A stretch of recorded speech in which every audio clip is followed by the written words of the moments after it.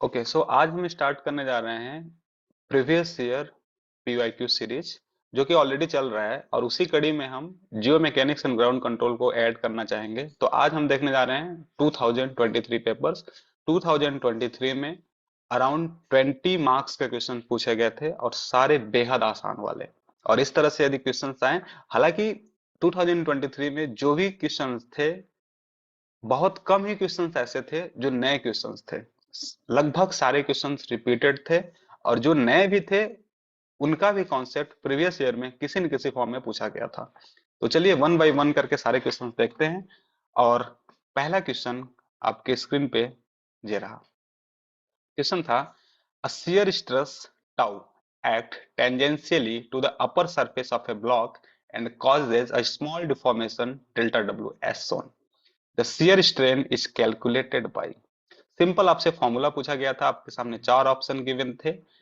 तो correct option is delta W by H. So option number B इसका correct answer था। ठीक है, हमने क्या लिख रखा है? ओके, अगला क्वेश्चन क्या था? Axial stress versus axial strain curve for two test result of a porous rock from triaxial undrained compression test as shown in the figure. The pore water pressure for the curve B can be best explained by।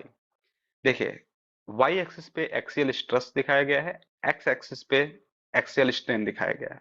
ठीक है, तो आपको दिख रहा है कि curve A जो है वहां पे पोर प्रेशर 10 मेगा पास्कल है। ठीक है, और कर्व B, एक चीज बताइए, जिस भी रॉक सैंपल का कर्व B है, वो आप देख रहे हैं कि इसकी अल्टीमेट स्ट्रेंथ कम है। ये कम लोड में ही फैल कर जा रहा है। इसका मतलब क्या है? इसका मतलब ये है कि यहाँ पे पोर वाटर प्रेशर जो रॉक ए है उससे ज्यादा होगा, इसीलिए तो आसानी से टूट रहा है ना। That means U is less than, sorry sorry, U is greater than 10। So option number C is the right answer. Okay, इसमें किसी को डाउट तो नहीं है?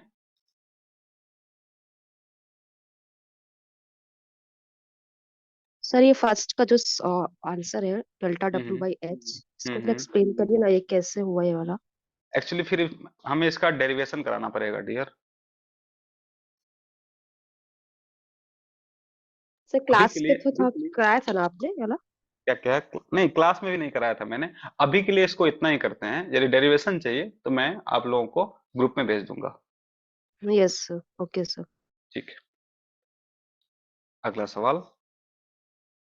ये दोनों क्वेश्चन एक एक मार्क्स के थे। अगला सवाल क्या था? ये भी सिंपल, हालांकि आप इसको चाहे तो मैथमेटिक्स में कंसीडर कीजिए, चाहे तो आप रॉक मैकेनिक्स में कंसीडर कीजिए, क्योंकि डंप ये वो की बात की गई थी, तो हमने इसी में कंसीडर किया। क्वेश्चन क्या था? Slope stability radar shows that position of a point P in a mine dump shifted from this point to this point in a time of delta t, then net displacement in centimeter of the point P। देखिए क्या किया गया है ना, एक point है, ठीक है, जिसका पोजीशन वेक्टर दिया गया है। ठीक है, अब जब पोजीशन वेक्टर आपको पता है तो सिंपल आप डिस्प्लेसमेंट निकाल सकते हैं। कैसे? जो इसका करेक्ट आंसर था वो रेंज कुछ इस तरह से गिवन था, 75 टू 76.5। और पॉइंट ए, इसको हम लोग पॉइंट ए कंसिडर करते हैं और इसको बी। ठीक है, suppose this is your dump, ये पॉइंट यहां से जहां पे मूव कर जा रहा है। ठीक है, तो यहाँ इस पॉइंट का जो पोजीशन वेक्टर है वो गिवन है। ठीक है, और सिमिलरली पॉइंट बी का भी गिवन है। ठीक है, अब जब पोजीशन वेक्टर गिवन है तो डिस्प्लेसमेंट आप सिंपल आई को आई से, जे को जे से, के को के से सब्ट्रैक्ट करके निकाल लेते हैं। ठीक है, अब क्योंकि आप, ये क्वेश्चन एनएटी टाइप है, तो आपसे मैग्नीट्यूड पूछा गया था। मैग्नीट्यूड कैसे लेते हैं हम?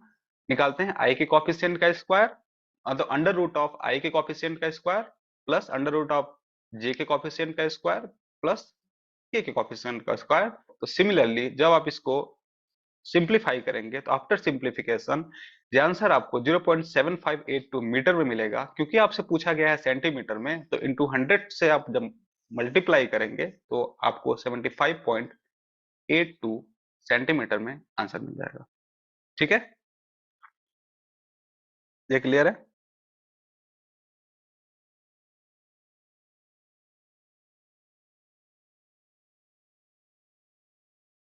कन्फर्मेशन देंगे प्लीज।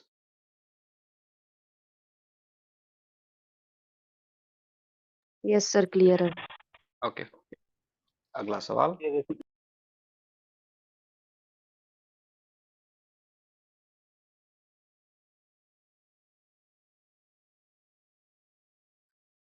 हम्म, अगला क्वेश्चन जो था वो था फेलियर क्राइटेरिया से। क्वेश्चन क्या था? A Mohr Coulomb failure envelope of a sandstone rock is given as sigma 1 is equal to 30 plus 3.5 sigma 3।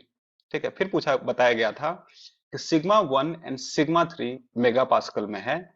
ठीक है, और ये भी बताया गया है कि सिग्मा 1 मेजर और माइनर प्रिंसिपल स्ट्रेसेस हैं रिस्पेक्टिवली। ओके, देन आपसे पूछा गया था the angle of failure plane with the sigma 3 axis in the degree. यहाँ पे इंटरेस्टिंग बात क्या थी कि चाहे सिग्मा 3 एक्सिस से बोले चाहे सिग्मा 1 एक्सिस से बोले, formula will be same which will be 45 plus 5/2। ठीक है, जो आपका गिवन इक्वेशन था वो कुछ इस तरह से था। ठीक है, हम जानते हैं relationship the angle between the failure plane and normal stress axis either sigma 1, क्योंकि दोनों प्रिंसिपल स्ट्रेसेस तो नॉर्मल स्ट्रेसेस हैं। तो यदि प्रिसाइज वे में इसको आप याद करना चाहें तो इस तरह से याद रख सकते हैं कि the angle of failure plane between sorry the angle between failure plane and normal plane will be 45 plus 5/2, जहां पे फाई क्या है? Angle of internal friction. ठीक है, अब देखिए आपका गिवन इक्वेशन है 30 प्लस 3.5 सिग्मा 3। जो desired thing is this. Okay, आपको स्टैंडर्ड रिलेशन पता है sigma 1 is equal to sigma 3 tan square 45 plus 5/2 plus 2c tan 45 plus 5/2। यदि आपको इसके अलावा जो एक और फॉर्मूला है 2c टेन 5 ऐसे करके जो इक्वेशन है, मुझे एग्जैक्ट तो याद नहीं है, यदि वो भी आपको याद है तो वहां से भी सिंपल आप इसको रिलेट कर सकते हैं। तो इस तरह के बहुत सारे क्वेश्चन आपके प्रीवियस ईयर में पूछे जाते हैं और सिंपल वाले प्रॉब्लम होते हैं, आपको चीजें रिलेट करना होता है ओनली। तो देखिए, अब आप कीजिए क्या कि जो आपका गिवन इक्वेशन है उसको स्टैंडर्ड इक्वेशन से इक्वेट कीजिए। ठीक है, तो देखिए सिग्मा 1, एक गिवन इक्वेशन मैं लिख रहा हूं, सिग्मा 1 है, सिग्मा 1 लिख दिया। ओके, इज इक्वल टू, अब देखिए यहाँ पे क्या है सिग्मा 3, तो सिग्मा 3 वाला टर्म्स लिखते हैं हम। सिग्मा 3 इंटू 3.5 इंटू 3.5 प्लस है तो प्लस। अब देखिए 2c10 45 प्लस 5/2, इस कंप्लीट टर्म का वैल्यू दिया है 30। अब देखिए, अब जब आप इसको रिलेट करेंगे तो सिग्मा 1 है तो सिग्मा 1, सिग्मा 3 है तो sigma 3, tan square 45 plus 5/2 is given as 3.5। okay, and this term is given as 30। अब देखिए क्योंकि आपको निकालना क्या है 45 प्लस 5/2। ठीक है, तब आप टेन स्क्वायर 45 प्लस 5/2 को इक्वेट कीजिए 3.5 से। ठीक है, इसको जब आप सिंप्लीफाई करेंगे तो 40 प्लस 5/2 की आपको सिंपल एक लाइन में वैल्यू मिल जाएगी। लेकिन यदि आपसे एंगल ऑफ आपको एंगल ऑफ इंटरनल फ्रिक्शन दे देता, सपोज ना देता, आपको रेशियो दे देता, किसका? Compressive strength and tensile strength का। ठीक है, और आपसे कोहिजन पूछ देता, उस केस में ये जो पार्ट है सेकंड पार्ट इक्वेशन का है उसको आपको रिलेट करना होता है। इस टाइप के आप बहुत सारे क्वेश्चन प्रैक्टिस किए हैं तो इसमें कुछ बहुत बड़ी बात नहीं है। ठीक है, जब इसको सिंप्लीफाई करेंगे तो स्क्वायर है तो उस इसका राइट हैंड साइड जब उसको ट्रांसफर करेंगे तो स्क्वायर रूट में कन्वर्ट होगा। ठीक है, और 45 plus 5/2 is equal to tan inverse root of 3.5, और इसको जब आप सिंप्लीफाई करेंगे तो सिंपल आपको 61.8 डिग्री आंसर मिल जाएगा, जो कि आपके गिवन रेंज में होगा। ठीक है, ये क्लियर है?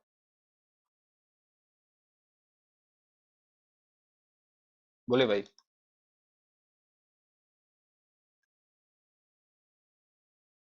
आगे चलें। यस। ओके। अच्छा, कुछ कुछ ज्यादा ही फास्ट तो नहीं हो रहा है?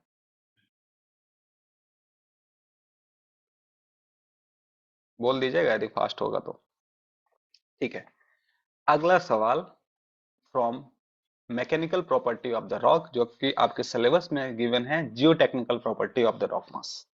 ठीक है। क्वेश्चन क्या था? A punch hole of diameter 10 mm is to be made of 5 mm thick rock plate as shown। ठीक है। If the yield strength of the rock plate is 25 megapascal, then punch force P required in kilonewton। Important क्या है? कितने decimal तक पूछा गया है? Round of 1 decimal place. इस चीज का आपको खास टेक केयर करना है, अदरवाइज सब कुछ सही करने के बावजूद भी आपका आंसर गलत हो सकता है। ठीक है। तो देखिए, आप जानते हैं shear strength by punch shear test, simply formula आपको पता है, P by pi D T. ठीक है। आपको S गिवन है, शियर स्ट्रेंथ गिवन है which is 25 megapascal, diameter of the sample given है विच इज 10 mm। ओके। और आपको क्या गिवन है? Thickness of the plate which is given as 5 mm। Okay. Sir, क्या बोल रहे हैं ये? वॉल्यूम? अच्छा, वॉइस बहुत कट के आ रही है, क्या ऐसा हो रहा है क्या?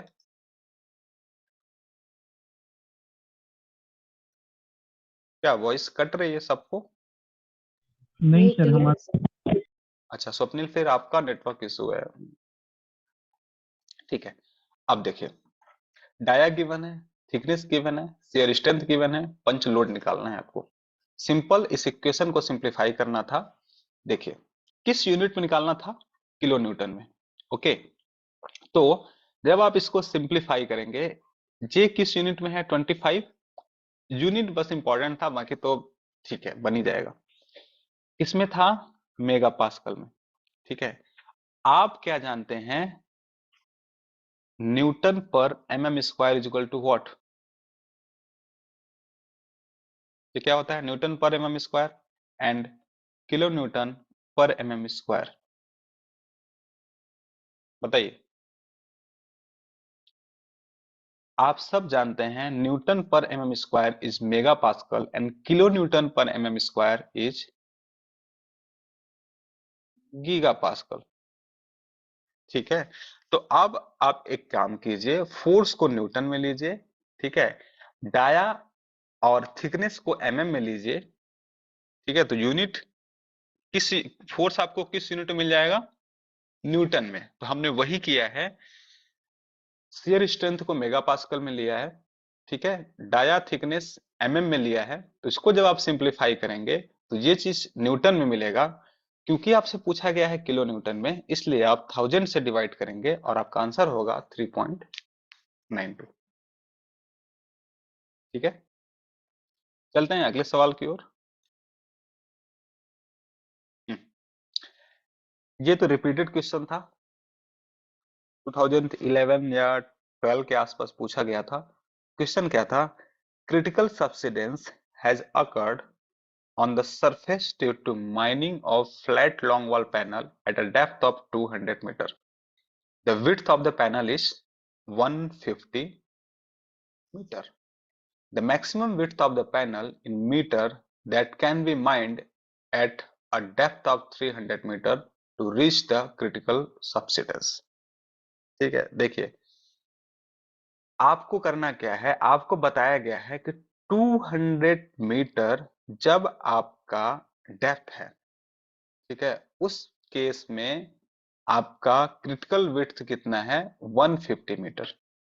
जब आपका डेप्थ कितना हो जाए?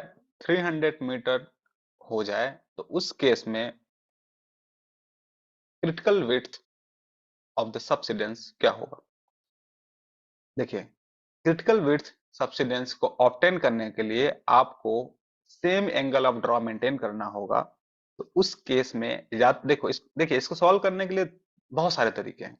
पहला, या तो फॉर्मूला बेस्ड। ठीक है। दूसरा, आप लॉजिक से सॉल्व कर लें। तीसरा, आप इसका सब्सिडेंस प्रोफाइल बना के सॉल्व कर लें। तो मैं जो इजीएस्ट है फॉर्मूला बेस्ड उसको बताने जा रहा हूँ। 1 मार्क का क्वेश्चन था। देखिए, जो केस 1 था उस केस में बताया गया था कि क्रिटिकल विड्थ जब 150 मीटर है तब डेप्थ ऑफ वर्किंग है 200 मीटर। जब डेप्थ ऑफ वर्किंग 300 मीटर हो जाए उस केस में क्रिटिकल विड्थ क्या होगा? तो सिंपल आप जानते हैं, critical width is equal to 2h tan alpha. h is your depth of mining. ठीक है, हमने बताया इस क्रिटिकल विड्थ ऑब्टेन करने के लिए आपको एंगल ऑफ ड्रॉ मेंटेन करना होगा, सेम मेंटेन करना होगा। ठीक है, तो पहले केस के लिए आप निकाल लीजिए एंगल ऑफ ड्रॉ। ठीक है, और वही angle of draw second case के लिए होगा। तो दो इक्वेशन एक अननोन सॉल्व हो जाएगा, दो इक्वेशन दो अननोन सॉल्व हो जाएगा। ठीक है, तो पहले केस के लिए हमने निकाला tan alpha is equal to W C by 2h। ठीक है, तो पहले केस के लिए कितना था critical width? 250 divided by 2h, 2 into 200। ठीक है, this must be equal for case 2। ठीक है, critical width WC2, okay, and h 300। तो इसको जब सिंप्लीफाई करेंगे तो 225 मीटर आपको क्रिटिकल विड्थ मिल जाएगी। पता है, इस क्वेश्चन की इंटरेस्टिंग बात ये थी कि जब ये इसके पहले प्रीवियस ईयर में पूछा गया था, मुझे एग्जैक्ट ईयर याद नहीं है, आई थिंक 2011-12 के आसपास पूछा गया था, उस समय भी इसका आंसर 225 था और अभी भी 225 ही था इस बार भी। ठीक है, तो आप देख सकते हैं कि प्रीवियस ईयर का क्या इंपॉर्टेंट है। ओके, आगे चलते हैं।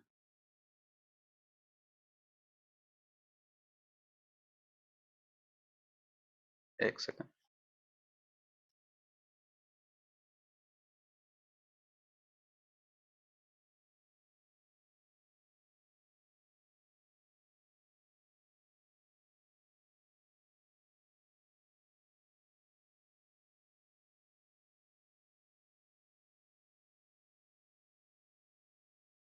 ओके, अगला सवाल ये रहा।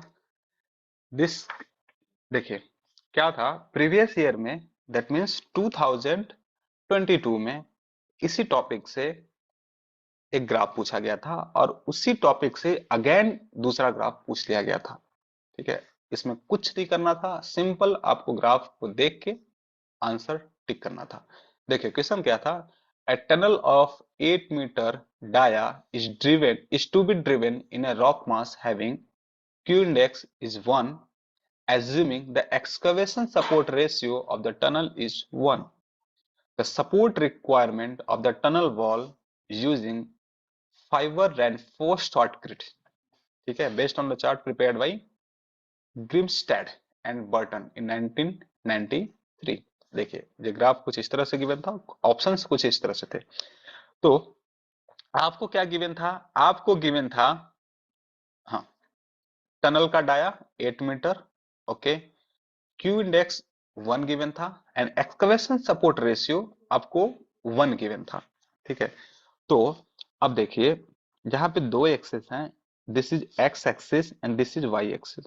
वाई एक्सिस पे equivalent dimension of the excavation दिया गया है, वही है ना, एक्सकेवेटेड स्पैन और डाया और हाइट डिवाइडेड बाय ईएसआर, यही तो होता है excavation support ratio, sorry equivalent dimension of excavation.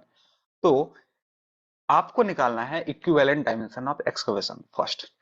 ठीक है, तो equivalent dimension of excavation find out करने के लिए आपको फॉर्मूला याद रहना जरूरी था। ठीक है, वो क्या होता है? वो होता है एक्सकवेटेड स्पैन, या डाया गिवन है डाया कंसीडर कीजिए, या हाइट गिवन है तो हाइट कंसीडर कीजिए, divided by excavation support ratio, यही होता है इक्विवेलेंट डायमेंशन ऑफ एक्सकवेशन। ठीक है, तो डाया आपको गिवन है तो डाया हमने लिया हुआ 8, okay, ESR excavation support ratio आपको 1 गिवन है, तो आपको इक्विवेलेंट डायमेंशन ऑफ एक्सकवेशन मिल गया 8। ठीक है, अब एक पॉइंट मिल गया दिस। अब दूसरा चीज आपको क्या गिवन है, एक्स एक्सिस पे क्या है? Q index. क्यू इंडेक्स आपको ऑलरेडी देख रखा है विच इज 1। आप फाइंड आउट कीजिए 1 कहां पे है, दिस। अब इन दोनों पॉइंट को जब आपने कनेक्ट किया तो आपको एक पॉइंट मिला this, and this point is lying in between this area. Between 5 to 9 centimetre. मतलब एक चीज तो क्लियर हो गया कि जो शॉर्टकट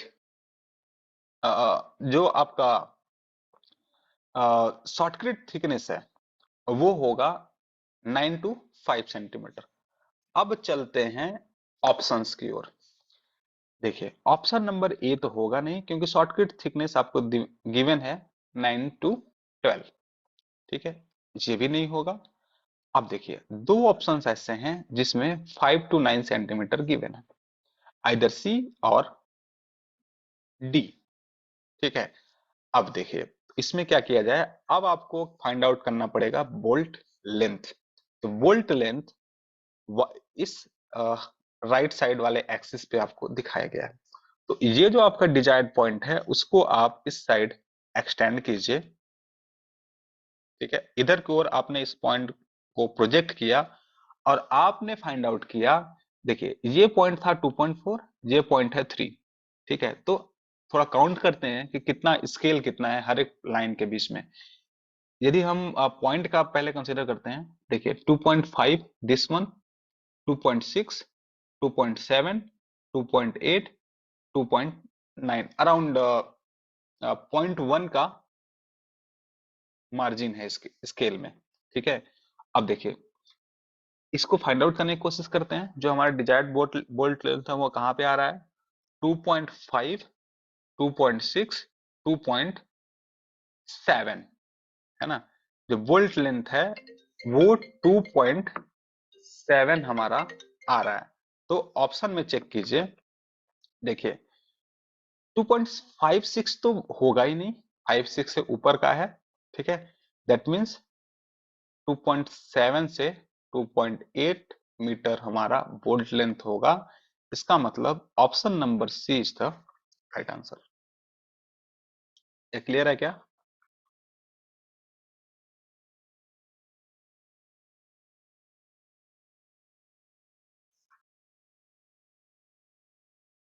क्या भाई लोग, ये क्वेश्चन क्लियर है या फिर कोई डाउट है?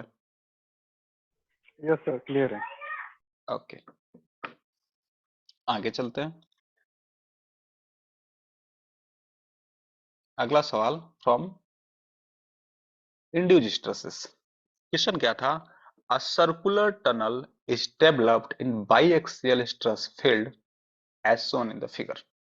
If the ratio of tangential stress at the boundary point A and that at the boundary point B is 2, मतलब कि जो आपका टेंजेंशियल स्ट्रेस पॉइंट ए पे है वो पॉइंट बी पे लगने वाले टेंजेंशियल स्ट्रेस का 2 टाइम है।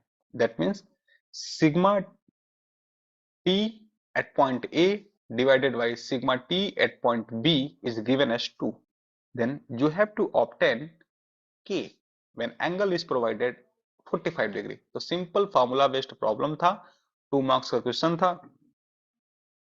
आप जानते हैं टेंजेंशियल स्ट्रेस बाउंड्री पे एस्टिमेट करने का फॉर्मूला क्या होता है, P नॉट इंटू 1 प्लस के प्लस 2 इंटू 1 माइनस के कॉस 2 थीटा। देखिए आपको P नॉट गिवन है क्या? नहीं गिवन है, ठीक है।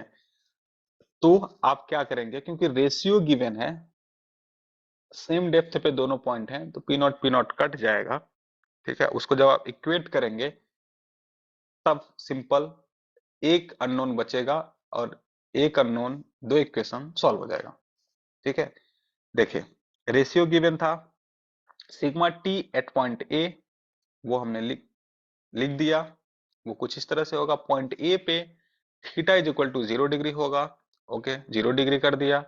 एंड पॉइंट बी पे 2 टाइम ऑफ दिस, तो 2 टाइम कर दिया हमने। और यहाँ पे इंटरेस्टिंग थिंग क्या है, theta is equal to 45 degree होगा, ठीक है।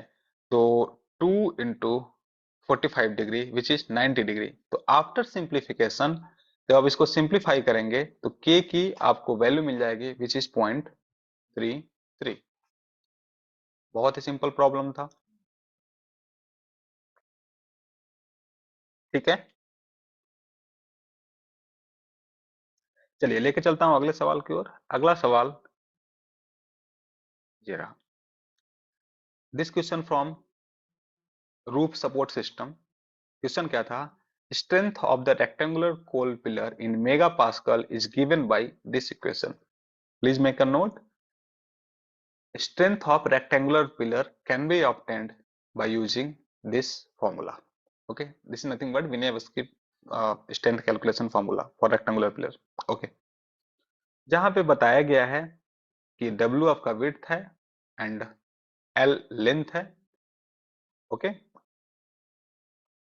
S1 आपका कांस्टेंट बताया गया है जो एक्चुअली होता है strength of your cubical coal pillar, जो सैंपल आप लिए रहते हैं। फिर बताया गया है a 30 meter square pillar is split into two halves as shown in the figure. Originally ये जो स्क्वायर पिलर था 30 मीटर डायमेंशन का, इसको टू पार्ट्स में डिवाइड कर दिया गया। ठीक है, at the time of depillaring the height of the pillar is 3 metre, then the ratio of safety factor between one half and original square pillar, that means half pillar के लिए after splitting half pillar के लिए जो sceptre of factory होगा, ठीक है, ये actually जब आपने स्प्लिट कर दिया तब रेक्टेंगुलर पिलर हो गया, है ना। तो इस रेक्टेंगुलर पिलर का जो फैक्टर ऑफ सेफ्टी होगा पहले उसको आप कैलकुलेट करेंगे, देन इस स्क्वायर पिलर का सेफ्टी फैक्टर जो होगा उसको कैलकुलेट करेंगे और इन दोनों का रेशियो निकाल देंगे। वही आपसे पूछा गया है।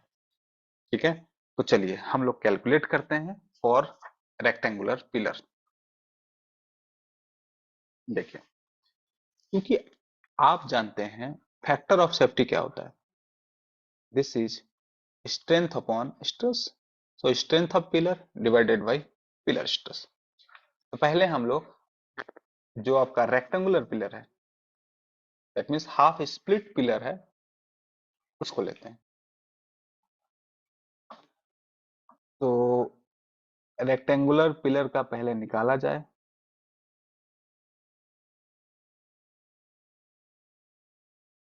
ठीक है, तो देखिए रेक्टेंगुलर पिलर का डायमेंशन पहले देखते हैं, क्योंकि आपको निकालना होगा पिलर स्ट्रेस। चलिए पिलर स्ट्रेस सपोज आप तो निकालना ही है, आपको चाहिए क्या? Width of pillar, height of the pillar and length of the pillar. ठीक है, तो विड्थ ऑफ द पिलर इधर लिखता हूं, विड्थ ऑफ द पिलर। हम लोगों ने विड्थ ऑफ द पिलर को क्लास में ए बोला था, तो यहां भी ए बोलते हैं। तब देखिए कितना होगा, बताइए कोई, इस रेक्टेंगुलर पिलर का विड्थ कितना होगा? Can anybody?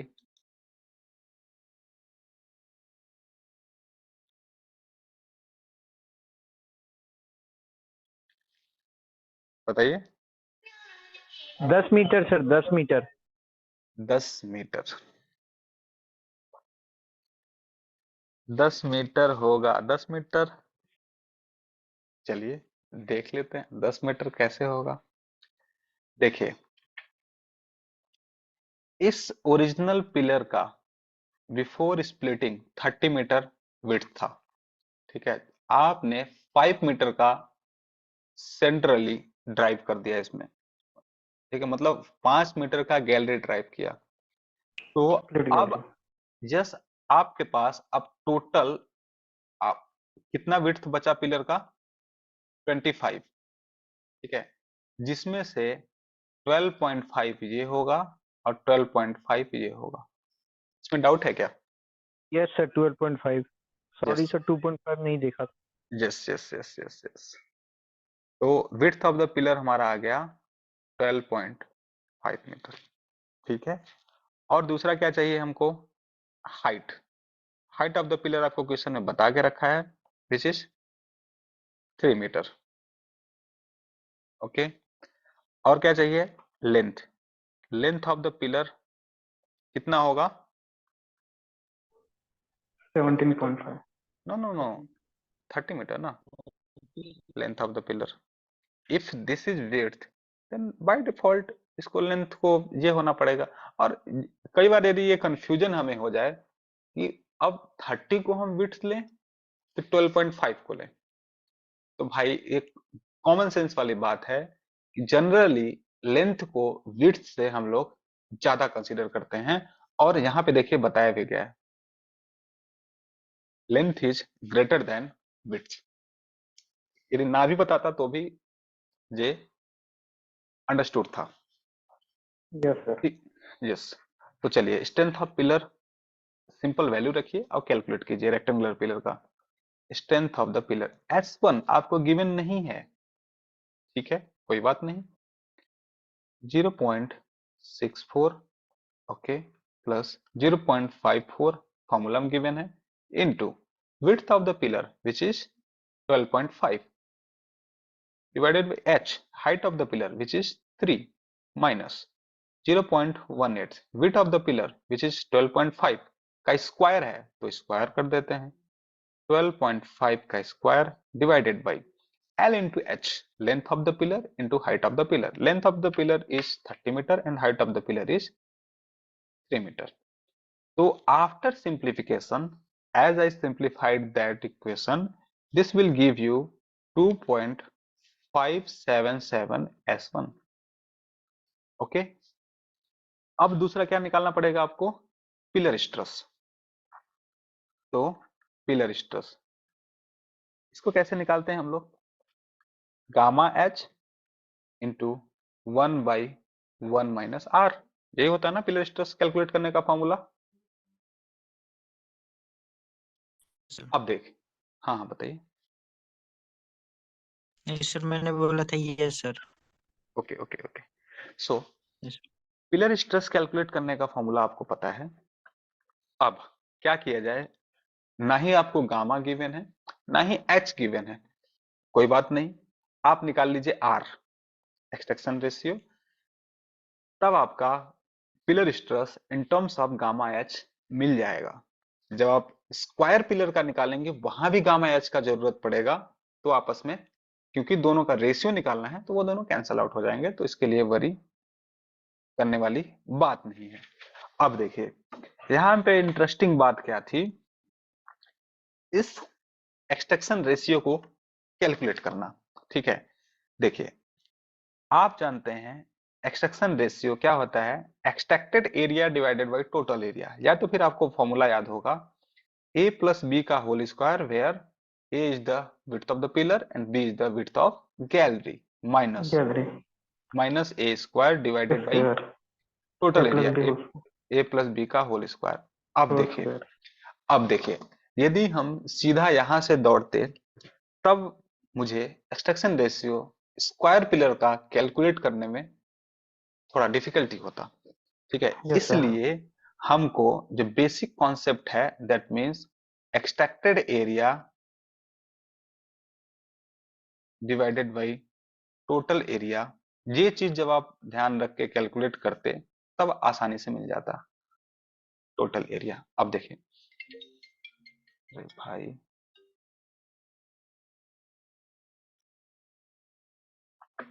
ठीक है, देखिए एक्सट्रैक्टेड एरिया कैसे निकाला जाए, एक काम करते हैं, एक पिलर को कंसीडर करते हैं,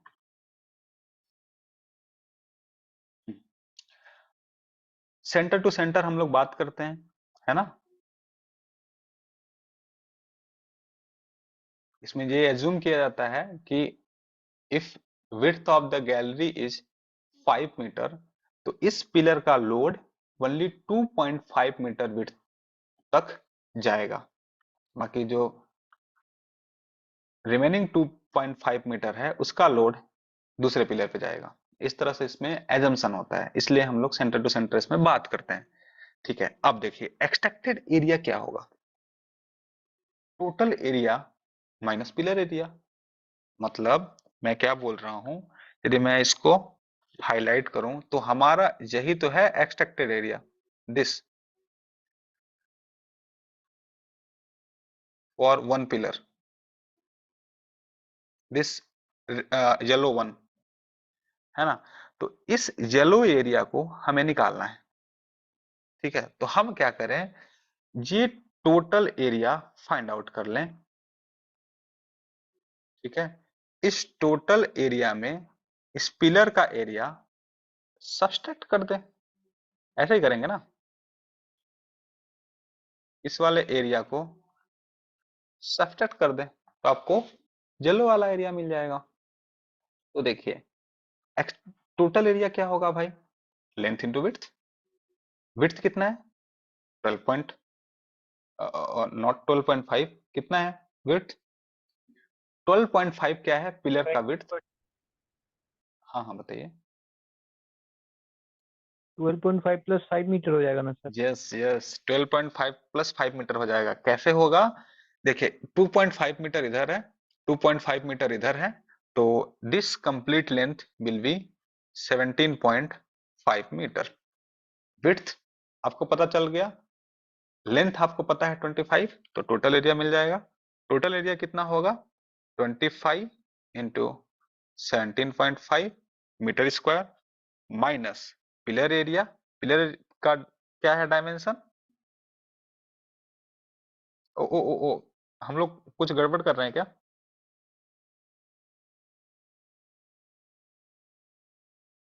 यस सर, वो 25 नहीं होगा, वो 30 होगा सर। 30 इंटू 30 17। 35 होना चाहिए सर। 35 होना चाहिए। Yes sir. Yes yes.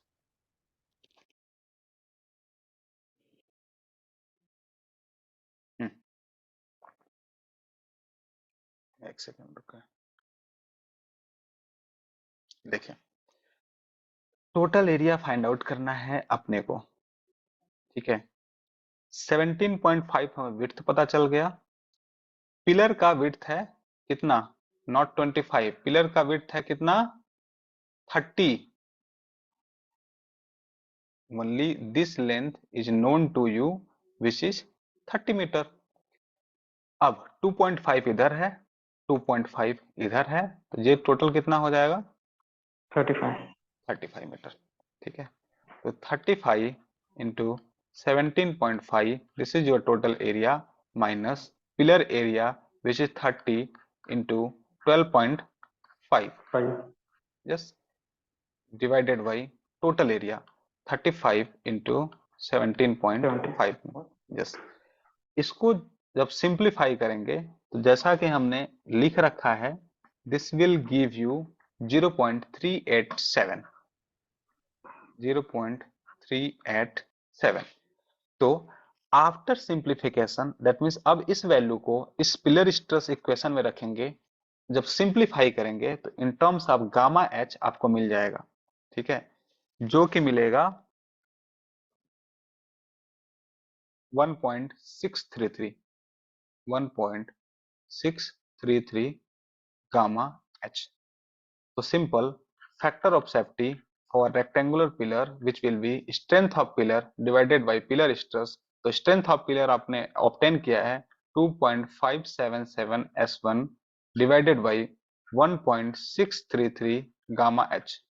ठीक है, अब आपको इस स्क्वायर पिलर का फैक्टर ऑफ सेफ्टी निकालना है और फिर उन दोनों का रेशियो निकाल के वही आपका आंसर होगा। ठीक है, तो चलिए, अच्छा इसका डायमेंशन क्या है भाई, स्क्वायर पिलर का विड्थ ऑफ द पिलर कितना है 30 मीटर, है ना। एक काम करते हैं, इसको करते हैं कॉपी पेस्ट और दूसरे स्लाइड में लेके चलेंगे।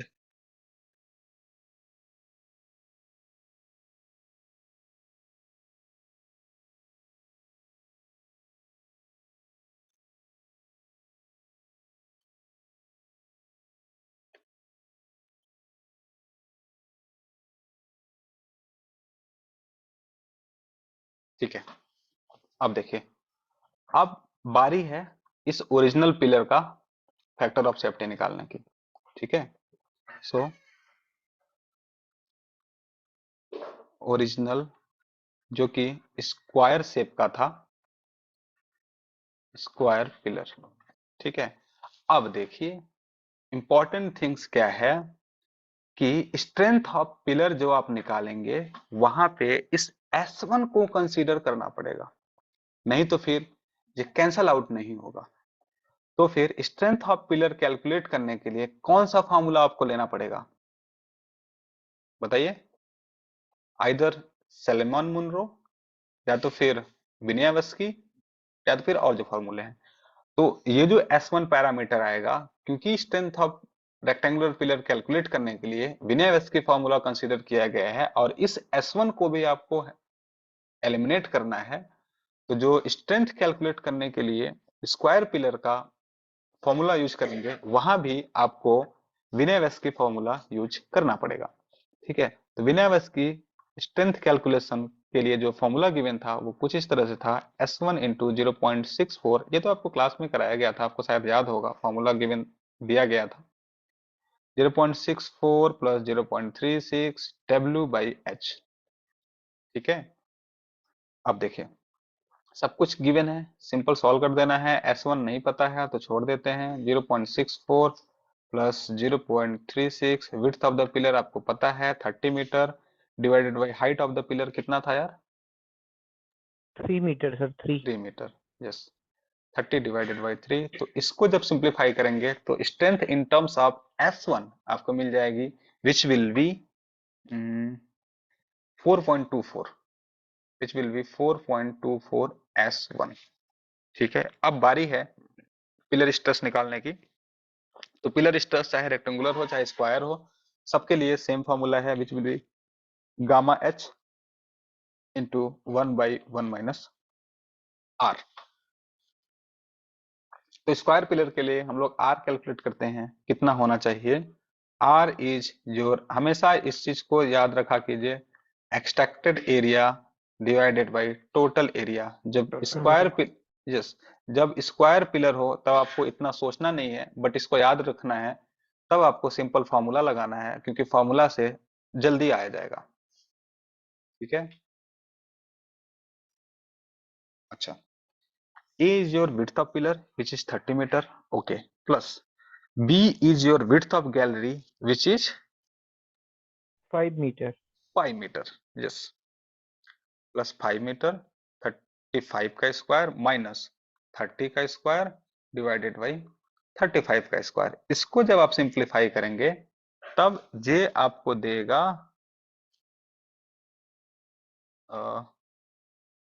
आई थिंक हमने इसको कैलकुलेट नहीं किया है क्या?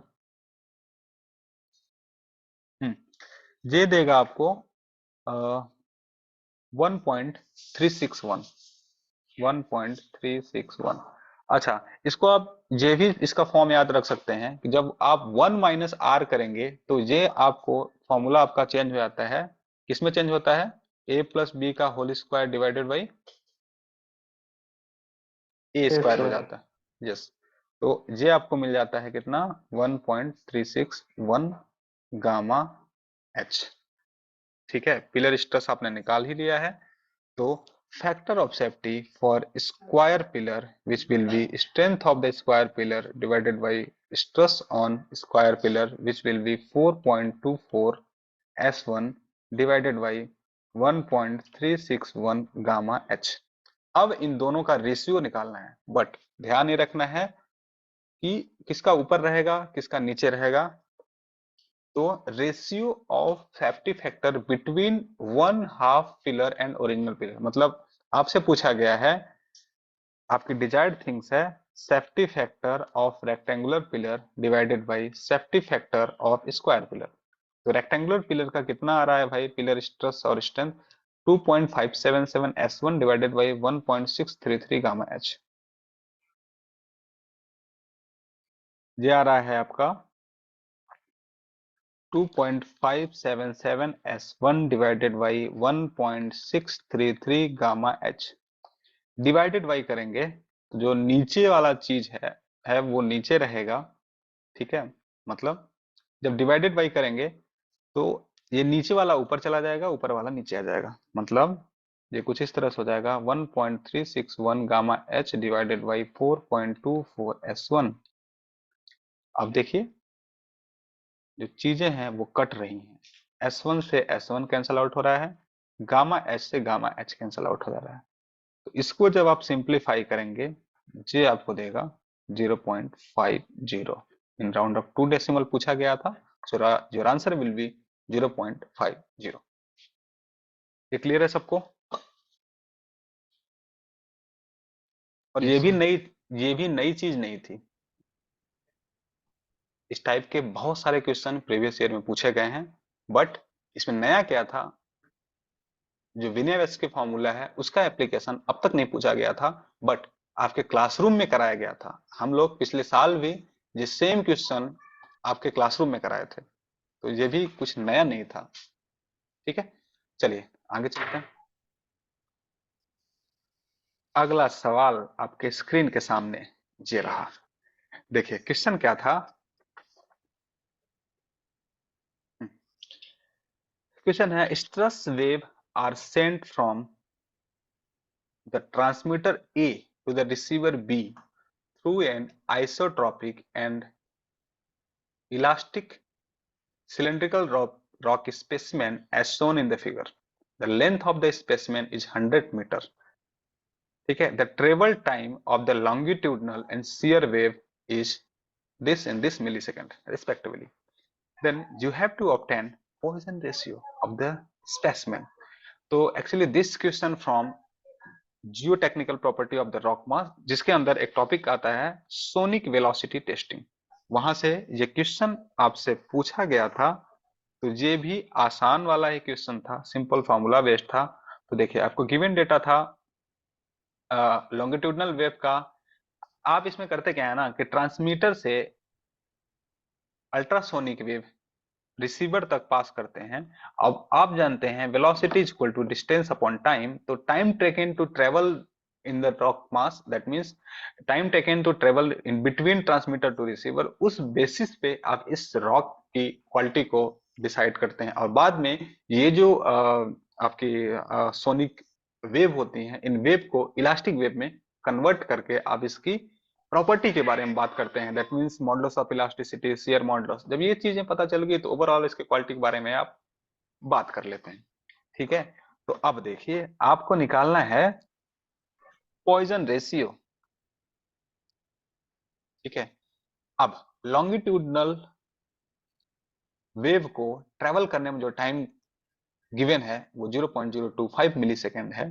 तो आप जानते हैं velocity is equal to distance upon time. तो distance that means length of the sample is given as 100 mm and time is this. तो इसको जब सिंप्लीफाई करेंगे और इसको कन्वर्ट करेंगे मीटर पर सेकंड में तो 4000 आएगा। ठीक है, और जो लॉन्गिट्यूडनल वेलोसिटी होती है which is your root over modulus of elasticity by rho. आपने इसको पढ़ रखा भी होगा। क्या पढ़ा होगा आपने? ये पढ़ा होगा वेलोसिटी ऑफ एस वेव। ठीक है, ये क्या होता है?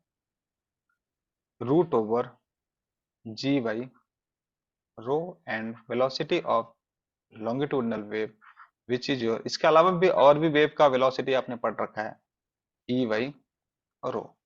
तो आप एक काम करें, रॉक की डेंसिटी नहीं गिवन है, ठीक है, तो आप एक काम करें कि इस वेलोसिटी को निकाल लें और इस वेलोसिटी को निकाल लें और इन दोनों का रेशियो ले लें, तो ये जो रो है वो कट जाएगा और इन टर्म्स ऑफ ई और जी आपको इक्वेशन मिल जाएगा।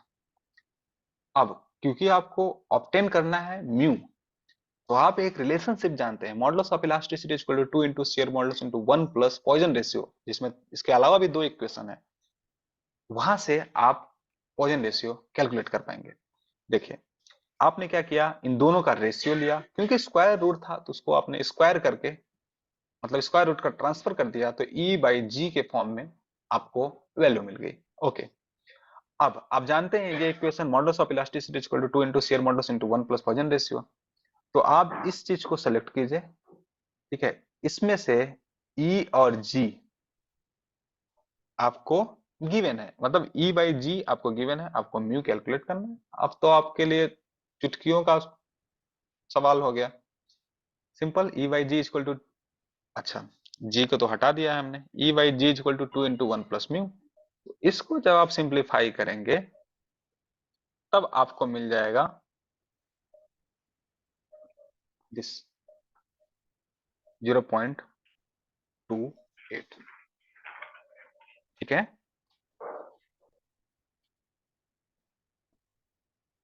ये क्लियर है सबको? Yes sir. ओके, आगे चलते हैं। अगला सवाल again from, actually this question आपके प्रीवियस ईयर में सेम टू सेम पूछा गया था और आंसर भी इसका भी सेम ही था। क्वेश्चन क्या था? A jointed rock sample is subjected to 20 megapascal vertical stress as shown in the figure.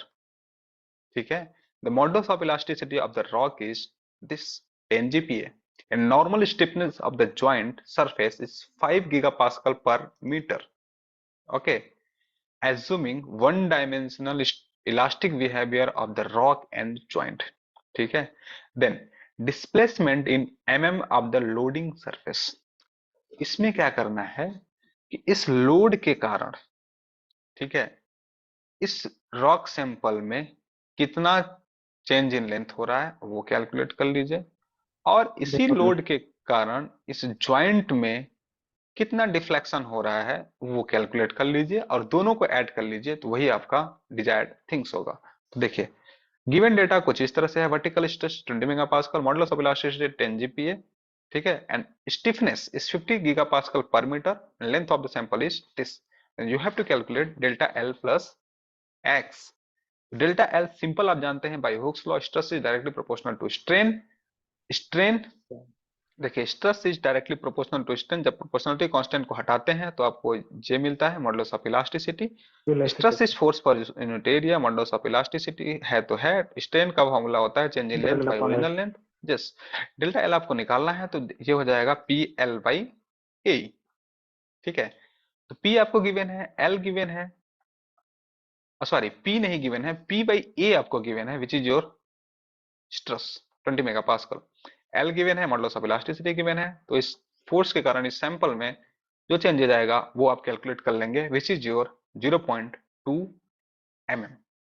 ठीक है, देखिए यूनिट समझा देता हूं, P by A is given as 20, length of the sample is 100, okay, P by, अब बचा नीचे E, मॉडुलस ऑफ इलास्टिसिटी आपको गिवन है किसमें, किस यूनिट में गिवन है आपको, गीगा पास्कल में, कितना है 10। ठीक है, आप जानते हैं किलो न्यूटन, इसको रिमाइंड करेंगे। हाँ एक सेकंड, इसमें क्या किया गया है, 20 मेगा पास्कल है, ठीक है, अच्छा हाँ, ये 20 आपका मेगा पास्कल है, ये है mm, लेंथ mm में है। अब इस मॉडुलस ऑफ इलास्टिसिटी को जो आपको गीगा पास्कल में है, क्योंकि इस मेगा पास्कल को हटाना है तो गीगा में है, तो आप मेगा में कन्वर्ट करने के लिए आप क्या करेंगे,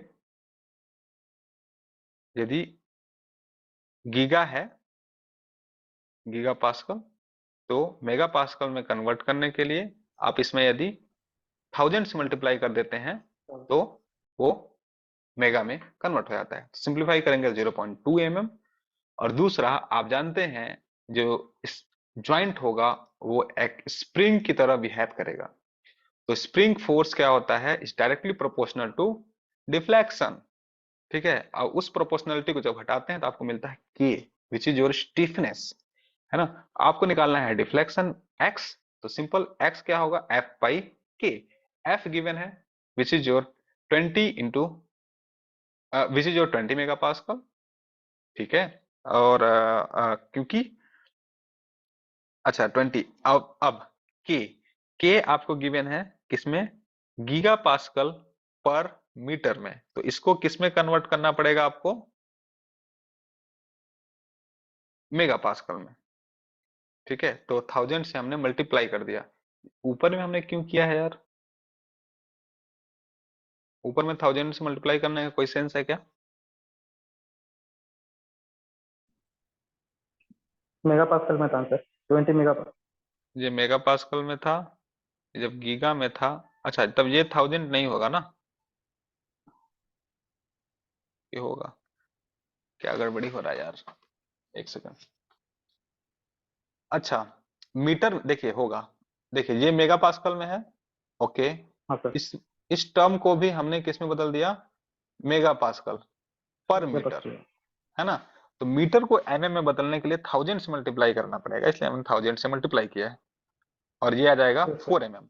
तो इस तरह से आपका total displacement of the loading surface will be 4.02 4.2 mm। ठीक है, ये सेम कॉपी पेस्ट क्वेश्चन था फ्रॉम 2007। ओके, आगे चलते हैं। 10 सर -3 होना चाहिए। क्या क्या 10 -3 5 इंटू 5 इंटू, mm में करना है तो सर -3 होना चाहिए ना।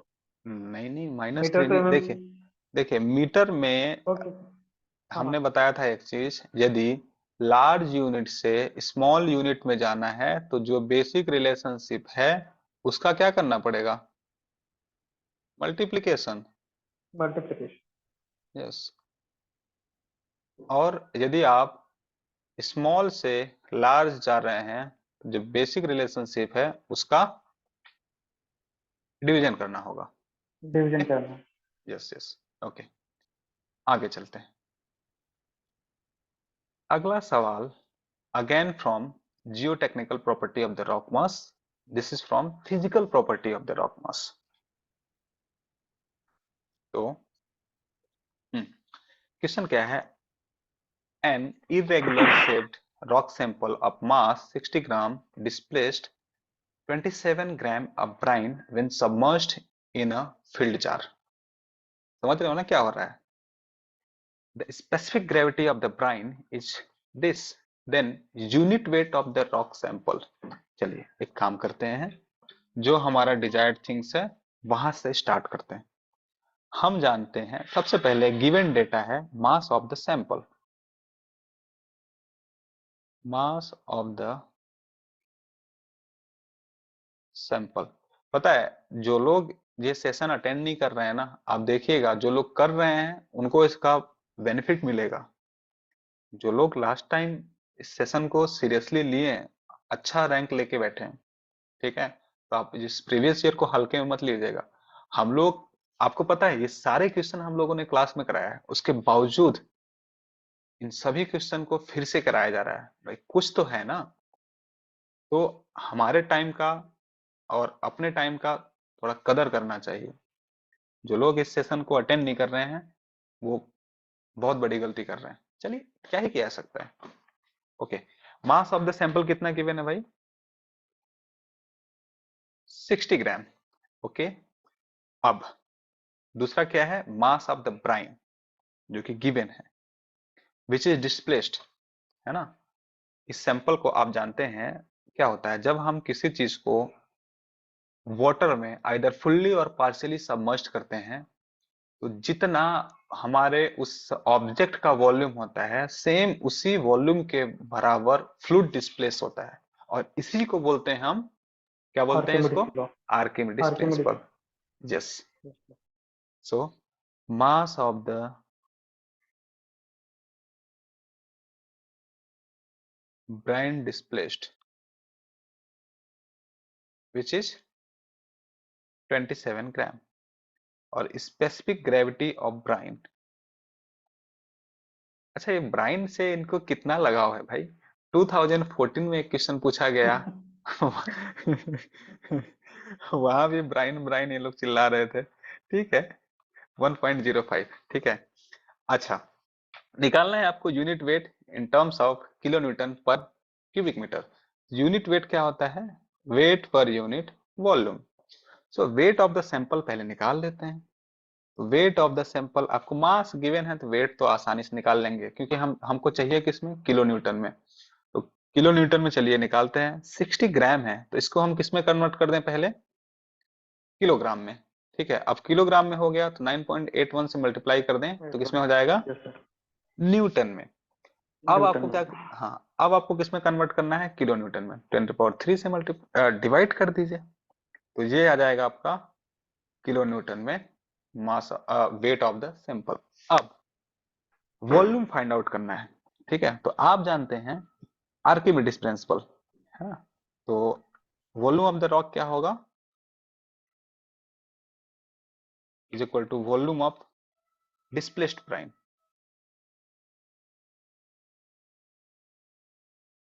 Volume of displaced brine. ठीक है, अब आपको गिवन है मास, ठीक है, आपको गिवन है स्पेसिफिक ग्रेविटी, मतलब डेंसिटी गिवन है, या ग्राम पर सीसी में कंसीडर कर लीजिए या टन पर क्यूबिक मीटर में ले लीजिए, जो भी आपकी रिक्वायरमेंट है। हमें रिक्वायरमेंट है ग्राम पर सीसी में। अब आपको डेंसिटी पता है, आपको मास पता है, तो आप वॉल्यूम निकाल लेंगे। कैसे? आप जानते हैं density is equal to mass per unit volume. Volume. Yes, volume is equal to mass by density, है ना। तो मास 27 ग्राम, 27, ठीक है। अच्छा, ठीक है, 27 ग्राम मास, ओके। अच्छा, ये ग्राम में है। डेंसिटी, डेंसिटी कहाँ है? 1 पॉइंट, सर इंटू -3 करना पड़ेगा ना, हाँ 27 इंटू 10⁻³ एक काम करते हैं, सही कहा आपने। इसको ना केजी में। डेंसिटी को, हाँ डेंसिटी को हम ले लेंगे किसमें? केजी पर क्यूबिक मीटर में, तो थोड़ा हाँ यूनिट सर, कन्वर्जन आसान हो जाएगा। केजी बिल्कुल। क्यूबिक मीटर कैसे आता है? स्पेसिफिक ग्रेविटी में जब आप 1000 से मल्टीप्लाई करते हैं तब आपकी डेंसिटी किलोग्राम पर क्यूबिक मीटर में आती है। ये कैसे आता है, ये क्यों आता है, आप सब जानते हैं, आपको पढ़ाया भी गया है। ओके, इस डेंसिटी को, स्पेसिफिक ग्रेविटी मतलब डेंसिटी को आप केजी पर क्यूबिक मीटर में ले लीजिए, क्योंकि आपको चाहिए क्या? वॉल्यूम क्यूबिक मीटर में चाहिए, है ना। तो मास को हमने ले लिया किलोग्राम में, ओके। अच्छा, ग्राम में है तो 10⁻³ करना पड़ेगा, है ना। यस सर, ओके, इस डेंसिटी को हमको किस में चाहिए? 1000 करना पड़ेगा। 1000 करना पड़ेगा किलोग्राम पर क्यूबिक मीटर में। ठीक है, तो ये जो भी चीज आएगा ये किस में आएगा? क्यूबिक मीटर में। जिनको डाउट हो रहा है वो देखिए, इसको हमने कन्वर्ट किया कैंसिल आउट हो किसमें? जाएंगे मतलब। किलोग्राम में। और इस डेंसिटी को हमने कन्वर्ट किया किलोग्राम पर क्यूबिक मीटर में। किलोग्राम से किलोग्राम कैंसिल आउट, डेंसिटी मतलब इसका वॉल्यूम मिल जाएगा क्यूबिक मीटर में। ओके, अब काम आपका हो गया। Unit weight is equal to 60 into 10⁻³ into 9.81 divided by 10⁻³ divided by volume into 27 into 10⁻³ नीचे वाला ऊपर चला जाएगा तो 1.05 इंटू 10⁻³। अब देखिए कुछ चीजें यहाँ पे हो रही हैं कैंसल आउट। 10⁻³ -3, 10⁻+3, 10⁻+3। इसको जब आप सिंप्लीफाई करेंगे ना, तो इसका जो आंसर हमने लिख रखा है वो आएगा 22.89 kilo newton per cubic metre. ठीक है, ये क्लियर है सबको?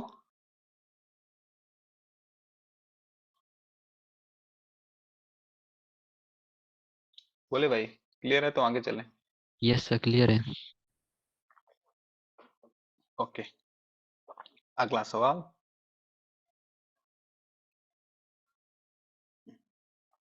अगला क्वेश्चन क्या है? Question number 12। A rock slope is intercepted by a joint plane at an angle of 30 degree as shown in the figure। ठीक है, कुछ इस तरह से डायग्राम गिवन था और कुछ जियो टेक्निकल पैरामीटर थे, वो कुछ इस तरह से थे। Unit weight 20 kilo newton per cubic meter, cohesion this, angle of internal friction this. Unit weight आपको ये दिया गया था, कोहेजन ये दिया गया था, एंगल ऑफ इंटरनल फ्रिक्शन ये दिया गया था। आपसे पूछा जा रहा था फैक्टर ऑफ सेफ्टी। तो आप जानते हैं फैक्टर ऑफ सेफ्टी क्या होता है? Resisting force by driving force. देखिए, आपके बुक में फैक्टर ऑफ सेफ्टी कैलकुलेट करने के लिए फॉर्मूले गिवन है, तो वो सब आपको याद रखने की जरूरत नहीं है। जो हमने आपको क्लास में बताया है आप उसको याद रखिएगा, that is more than enough. So resisting force by driving force, ठीक है। तो दो चीजें आपको कैलकुलेट करनी है, रेजिस्टिंग फोर्स, ड्राइविंग फोर्स। तो चलिए इन दो फोर्स को पता करते हैं। वो कौन कौन से फोर्स हैं जो इस स्लोप को, ये जो ब्लॉक है इसको फेल करने के लिए असिस्ट कर रहे हैं, मतलब ड्राइव कर रहे हैं, और कौन कौन से ऐसे फोर्स हैं जो इसको रजिस्ट कर रहे हैं। ठीक है, तो देखिए चलिए लेट्स अज्यूम कि CG over here weight will act downward इस ब्लॉक का, ठीक है। कौन सा ब्लॉक? ये जो फेलियर ब्लॉक है, ओके। इसके दो कंपोनेंट होंगे, एक this component and another this component, ठीक है। अब इफ दिस एंगल इज, अरे भाई क्या हुआ, if this angle is 30 degree then this angle will also 30 degree. If this is W and this angle is 30 then this will be W cos theta, ठीक है, and this will be W sin 30. अब जब ये फैल करेगा this will try to move downward direction, ठीक है, because of gravity. तब जब जो रेजिस्टिंग फोर्सेस होंगे, दैट मीन्स जब ये इस डायरेक्शन में मूव करना चाहेगा तो एक फोर्स आएगा which is friction, which will always act opposite to the motion. तो फ्रिक्शनल फोर्स कुछ इस डायरेक्शन में काम करेगा। दूसरा जो मॉलिक्यूलर टू मॉलिक्यूलर फोर्स है, दैट मीन्स कोहेसिव फोर्स, वो कुछ इस तरह से काम करेगा। तो आप देख पा रहे होंगे कि दो ऐसे फोर्सेस हैं जो रजिस्ट कर रहे हैं और एक फोर्स है जो इसको ड्राइव करा रहा है, ठीक है। तो चलिए उन्हीं फोर्सेस को ऑब्टेन करते हैं सो दैट हम फैक्टर ऑफ सेफ्टी कैलकुलेट कर सकें। सो पहले निकालते हैं हम ड्राइविंग फोर्स। ड्राइविंग फोर्स क्या है? W sin 30, W sin 30, okay. आपको W नहीं पता है बट यूनिट वेट पता है, kilo newton per cubic metre. इस क्यूबिक मीटर को हमें हटाना पड़ेगा तब हमारा वेट आएगा। तो इस ये जो फेलियर ब्लॉक है, इसका मैं यदि नाम दे दूं ABC, इसका निकालना पड़ेगा आपको वॉल्यूम, क्योंकि ये सारे प्रॉब्लम प्लेन स्ट्रेस कंडीशन में एनालिसिस की जाती हैं, इसलिए जो थर्ड डायमेंशन होगी उसको हम लोग 1 कंसीडर करते हैं। तो ओवरऑल आपको कैलकुलेट करना है एरिया। तो एरिया कैलकुलेट करने के लिए, क्योंकि ट्राइंगुलर शेप का है, तो आपको बेस इंटू हाइट पता करना, मतलब कैलकुलेट करना पड़ेगा। Half base into height. Height आपको पता है, बेस विल बी BC, है ना। तो चलिए उसी को हम लोग कैलकुलेट करने की कोशिश करते हैं। इन ट्राइंगल ABC हमें कैलकुलेट करना है BC। अच्छा, यहां से होगा नहीं क्योंकि ये this is not right angle triangle, तो यहां पे हम ट्रिग्नोमेट्रिक फंक्शन अप्लाई नहीं कर सकते। एक काम करते हैं, इस पॉइंट को इधर की ओर प्रोजेक्ट करते हैं और आपको मिलता है राइट एंगल ट्राइंगल।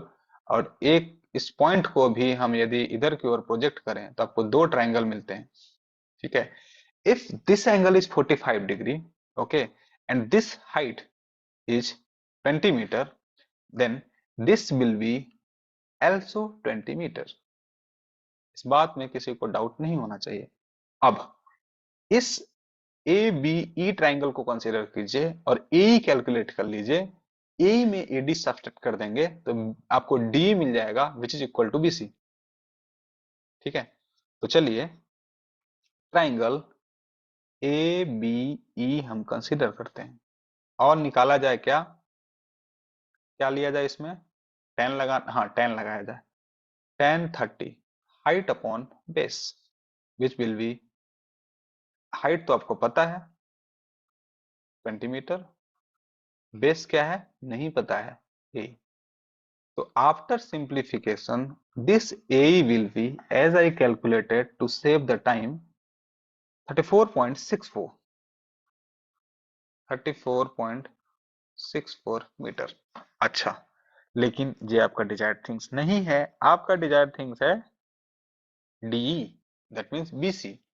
तो BC is equal to DE, that will be AE minus AD।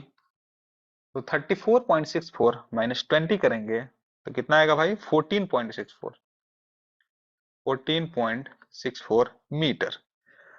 अच्छा, अब तो आप एरिया निकाल लेंगे, है ना। अब देखें,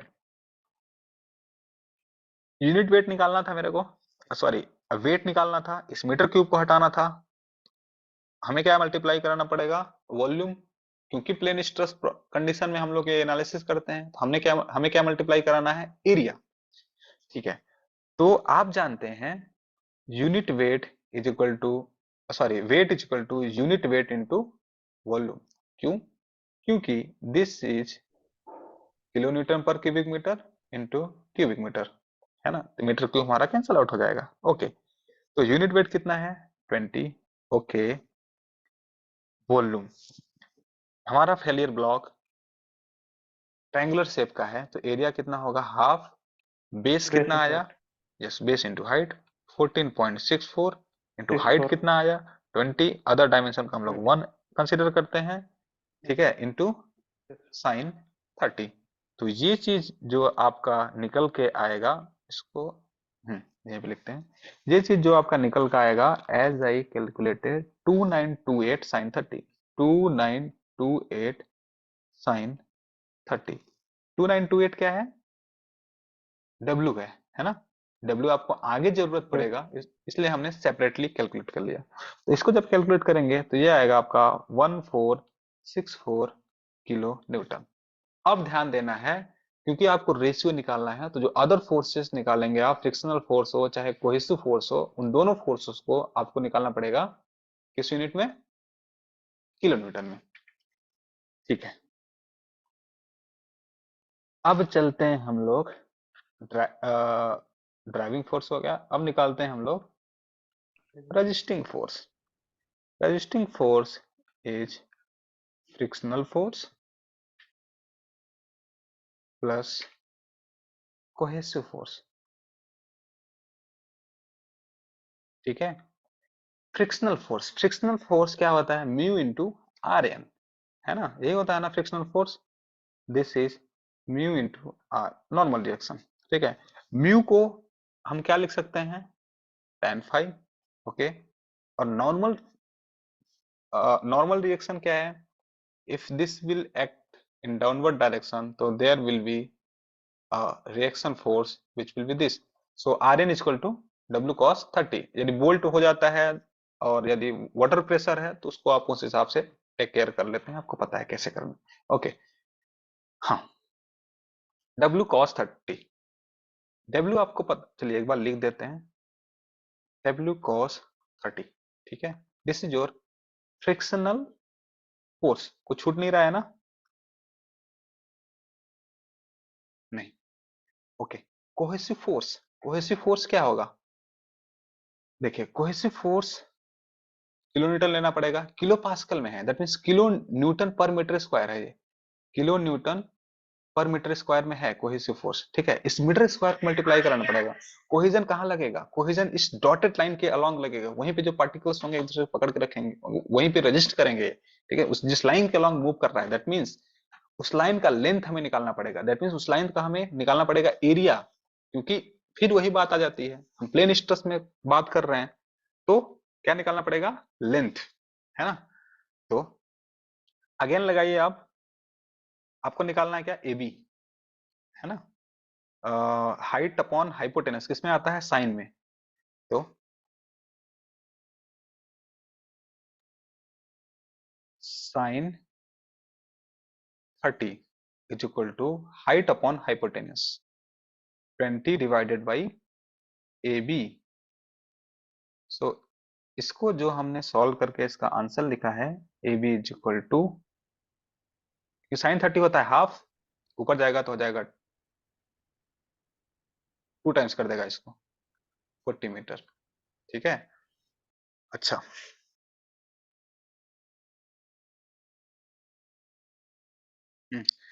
कोहेसिव फोर्स होगा आपका C इंटू ए। ठीक है, that means C L into, confusion ना हो, 1। ठीक है, C किलो पास्कल में है, ठीक है, 30। Okay, L 40, this and 1, this is converted into kilo Newton. तो इस फोर्स को जब आप after putting tan phi is your 22 degree, W is your this 2928, my W is 2928 after calculation जो आपको ये आपका रजिस्टिंग फोर्स आपको मिलेगा वो कुछ इस तरह से मिलेगा 222 4.49 222 4.49 किलो न्यूटन। बस यही दो चीजें निकालनी थी आपको। Safety factor is equal to safety factor yes yes resisting force by driving force. Resisting force 222 4.49 divided by 1464. Please make a note. Unit must be same. This is in kilonewton. Kilometre This is also in kilonewton. So after simplification, your answer will be 1.51. Okay. यहाँ तक सबको clear है? Yes sir क्या क्या आवाज cut रही है आपकी?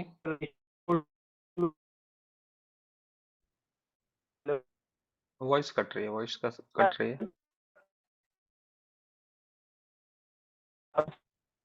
No no no no not Audible.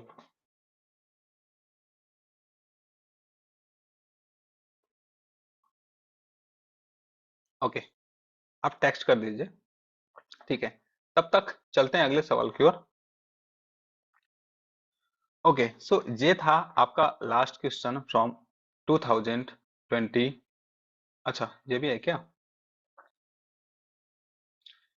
अच्छा, इस क्वेश्चन में ना यार क्या है ना कि हम लोग जो सॉल्व कर रहे हैं इसका आंसर मैच नहीं कर रहा है इस क्वेश्चन का। तो इस क्वेश्चन को कराएंगे हम किसी सर अगले मेरा आ रहा वीडियो है। में। क्या क्या?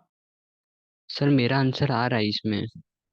अच्छा इसमें ठीक है। सर मैंने सर इसमें ये क्या वॉल्यूम था ना वाटर का, हाँ तो हाँ, उसका 20% ले लिया। चलिए फिर कोशिश करते हैं, इसको लगाते हैं। किया जाए क्या? हाँ सर कर लीजिए, 2 ही लाइन का आंसर है, बड़ा नहीं है बहुत। एक सेकंड रुकिए।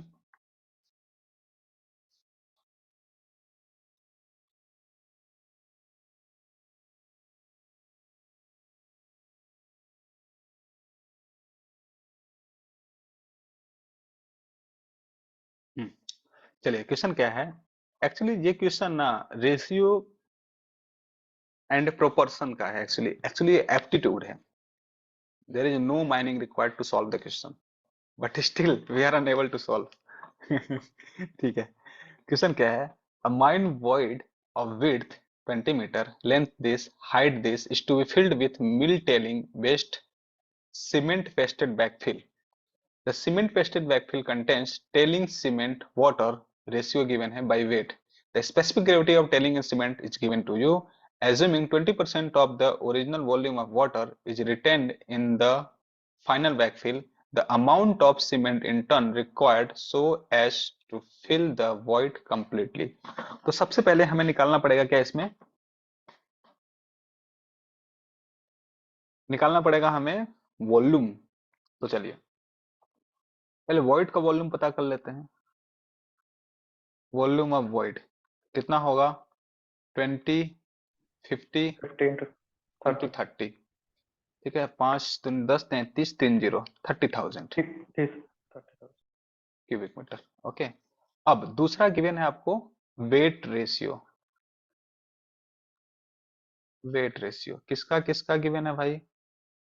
Telling cement water which is 1:0.1:0.2। 0 ठीक है, अब दूसरा चीज गिवन है स्पेसिफिक ग्रेविटी। ठीक है, किसका किसका गिवन है? टेलिंग का कितना है? 2.8, सीमेंट का 2.4। Assuming 20% of the original volume of water is retained in the final backfill, the amount of cement in ton required so as fill the void completely. चलिए, क्योंकि बात हो रही है वेट की, आपको निकालना है वॉल्यूम। क्योंकि रिटेन जितना हो रहा है आपको निकालना पड़ेगा वॉल्यूम। तो पहले इसको वॉल्यूम रेशियो निकालते हैं हम लोग, है ना। वॉल्यूम रेशियो, किसका किसका, टेलिंग का, सीमेंट का, वाटर का। ठीक है, आप जानते हैं density is equal to mass per unit volume, तो volume is equal to mass by density. Density mass, yes, mass आपको गिवन है 1, 1/2 yes, 1 by 2.8 2.8, 0.1 by 2.4 2.4, 0.2 divided by 1 1, water की density in gram per CC. Okay, तो ये जो आपका volume ratio होगा, एक बार कैलकुलेट किया था यार, खोजता हूँ।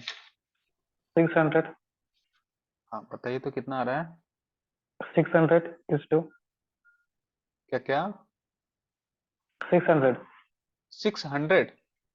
हम्म अरे नहीं यार, इतना नहीं आया था, एक सेकंड रुकिए।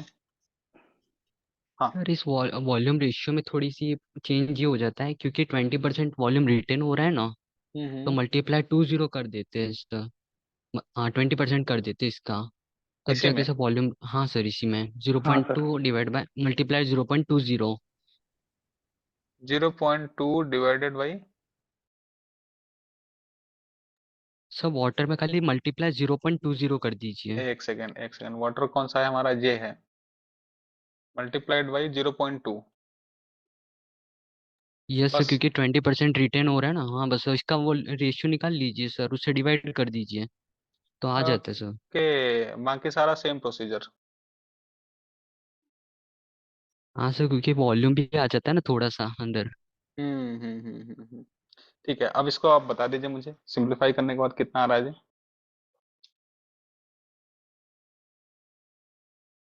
एक काम कीजिए स्वप्निल, आप ना मुझे इसका सॉल्यूशन भेज दीजिएगा, ठीक है, इसको हम दूसरे वीडियोज में करा देंगे, अभी इसमें टाइम जाएगा। यस सर भेज देता हूँ। हाँ हाँ हाँ, ठीक है। तो 2023 में टोटल 20 मार्क्स का पूछा गया था भाई लोग, आप समझ रहे हैं ना, 20 मार्क्स, एक एक नंबर के 6 क्वेश्चन थे, और दो दो 20% नंबर के, मतलब रॉक मैकेनिक्स में लिया था क्या क्या, पेपर का 20% मार्क्स रॉक मैकेनिक्स में था सिर्फ मतलब बिल्कुल, पेपर का 20% मार्क्स ओनली एक सब्जेक्ट में था, सिर्फ सिर्फ 2023 वाली बात नहीं है, मिनिमम 10 टू 12 मार्क्स पूछा जाता है, और मैक्सिमम 2023 में पूछा गया था वो 20 मार्क्स। 10 मार्क्स तो, 10 मार्क्स से कम तो किसी साल नहीं पूछा है, ठीक है। सर तो चलिए, सर्कुलर फेलियर क्वेश्चन आता है क्या? क्या क्या, सर्कुलर फेलियर से भी क्वेश्चन आता है क्या? हाँ आता है भाई, सर्कुलर फेलियर से भी। तो एक दो क्वेश्चन करवा दीजिएगा ना सर उसको। ठीक है, अभी प्रीवियस ईयर वाला देख लेते हैं, फिर मुझे याद दिला दीजिएगा। अभी 2020 में एक सर्कुलर फेलियर से क्वेश्चन आया है, ठीक है, उसको करेंगे। उसके बाद जब ये सीरीज खत्म हो जाएगा, उसके बाद मुझे याद दिलाइएगा, तो हम उसको करा देंगे। एक काम करते हैं यार, अ, इसी वीडियो में कंटिन्यू करते हैं,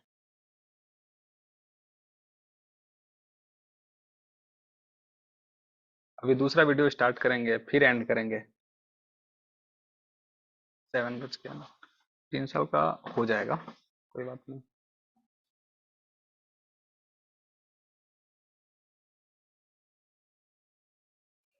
23 हो गया, अब देखते हैं 2022।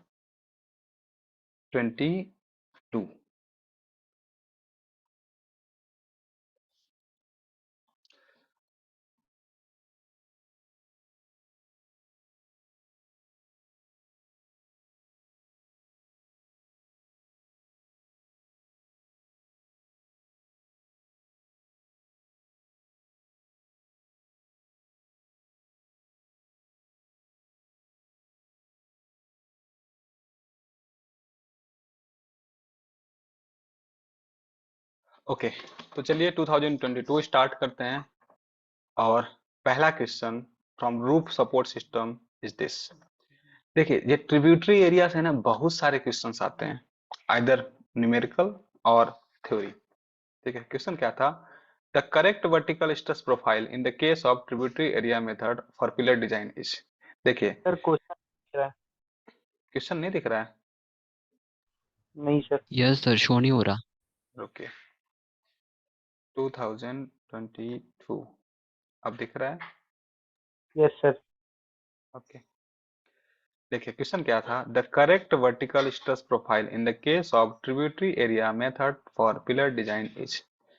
देखिए इन ट्रिब्यूटरी एरिया मेथड इसमें होता क्या है ना कि जो पिलर स्ट्रेस होता है वो suppose to it will be same throughout its dimension, समझे? तो सेम कौन सा ग्राफ शो कर रहा है? दिस। आप देखिए, आप चाहे इस पॉइंट पे जाइए, इस पॉइंट पे जाइए, किसी भी पॉइंट पे जाइए अक्रॉस द डायमेंशन, विड्थ के अलोंग बात किया गया है, ठीक है? तो अलोंग द विड्थ सभी पॉइंट पे वर्टिकल स्ट्रेस सेम होगा in the case of tributary area method. So correct option is C. ये क्लियर है? Yes sir. Okay 1 mark question था।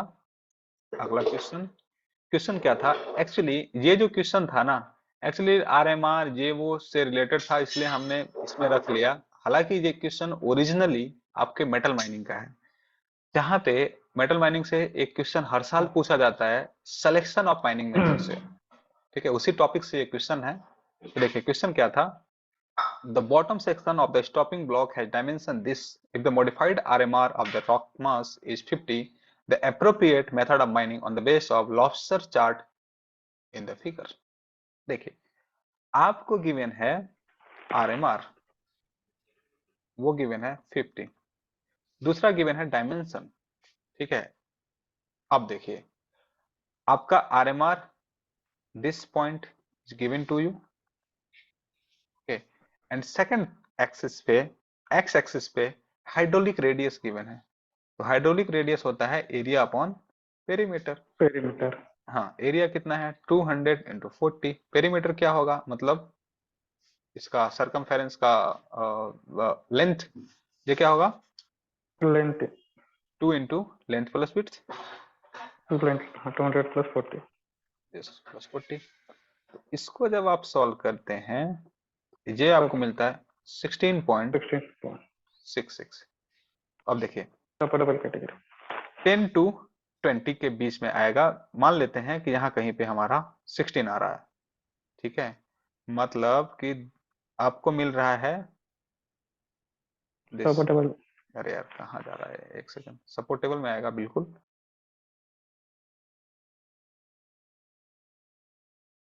आपको मिल रहा है ये point, this point is laying in the supportable category, ठीक है? अब इंपॉर्टेंट बात ये है कि अब इसके बावजूद भी आपसे क्वेश्चन नहीं बनेगा यदि आप इसमें क्लियर नहीं है कि कौन कौन सी मेथड सपोर्टेबल में आती है। हाँ सपोर्टेबल में आती है, ठीक है? तो ये हमने उसमें जियो मैकेनिक्स वाले लेक्चर में आपको बताया था कि जो आपका सपोर्टेबल है दैट मींस आर्टिफिशियल सपोर्टेड में 3 मेथड आता है, cut and fill, square set and stall.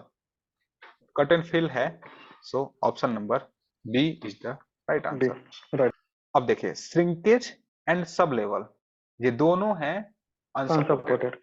है ना? That means this are the pillar supported.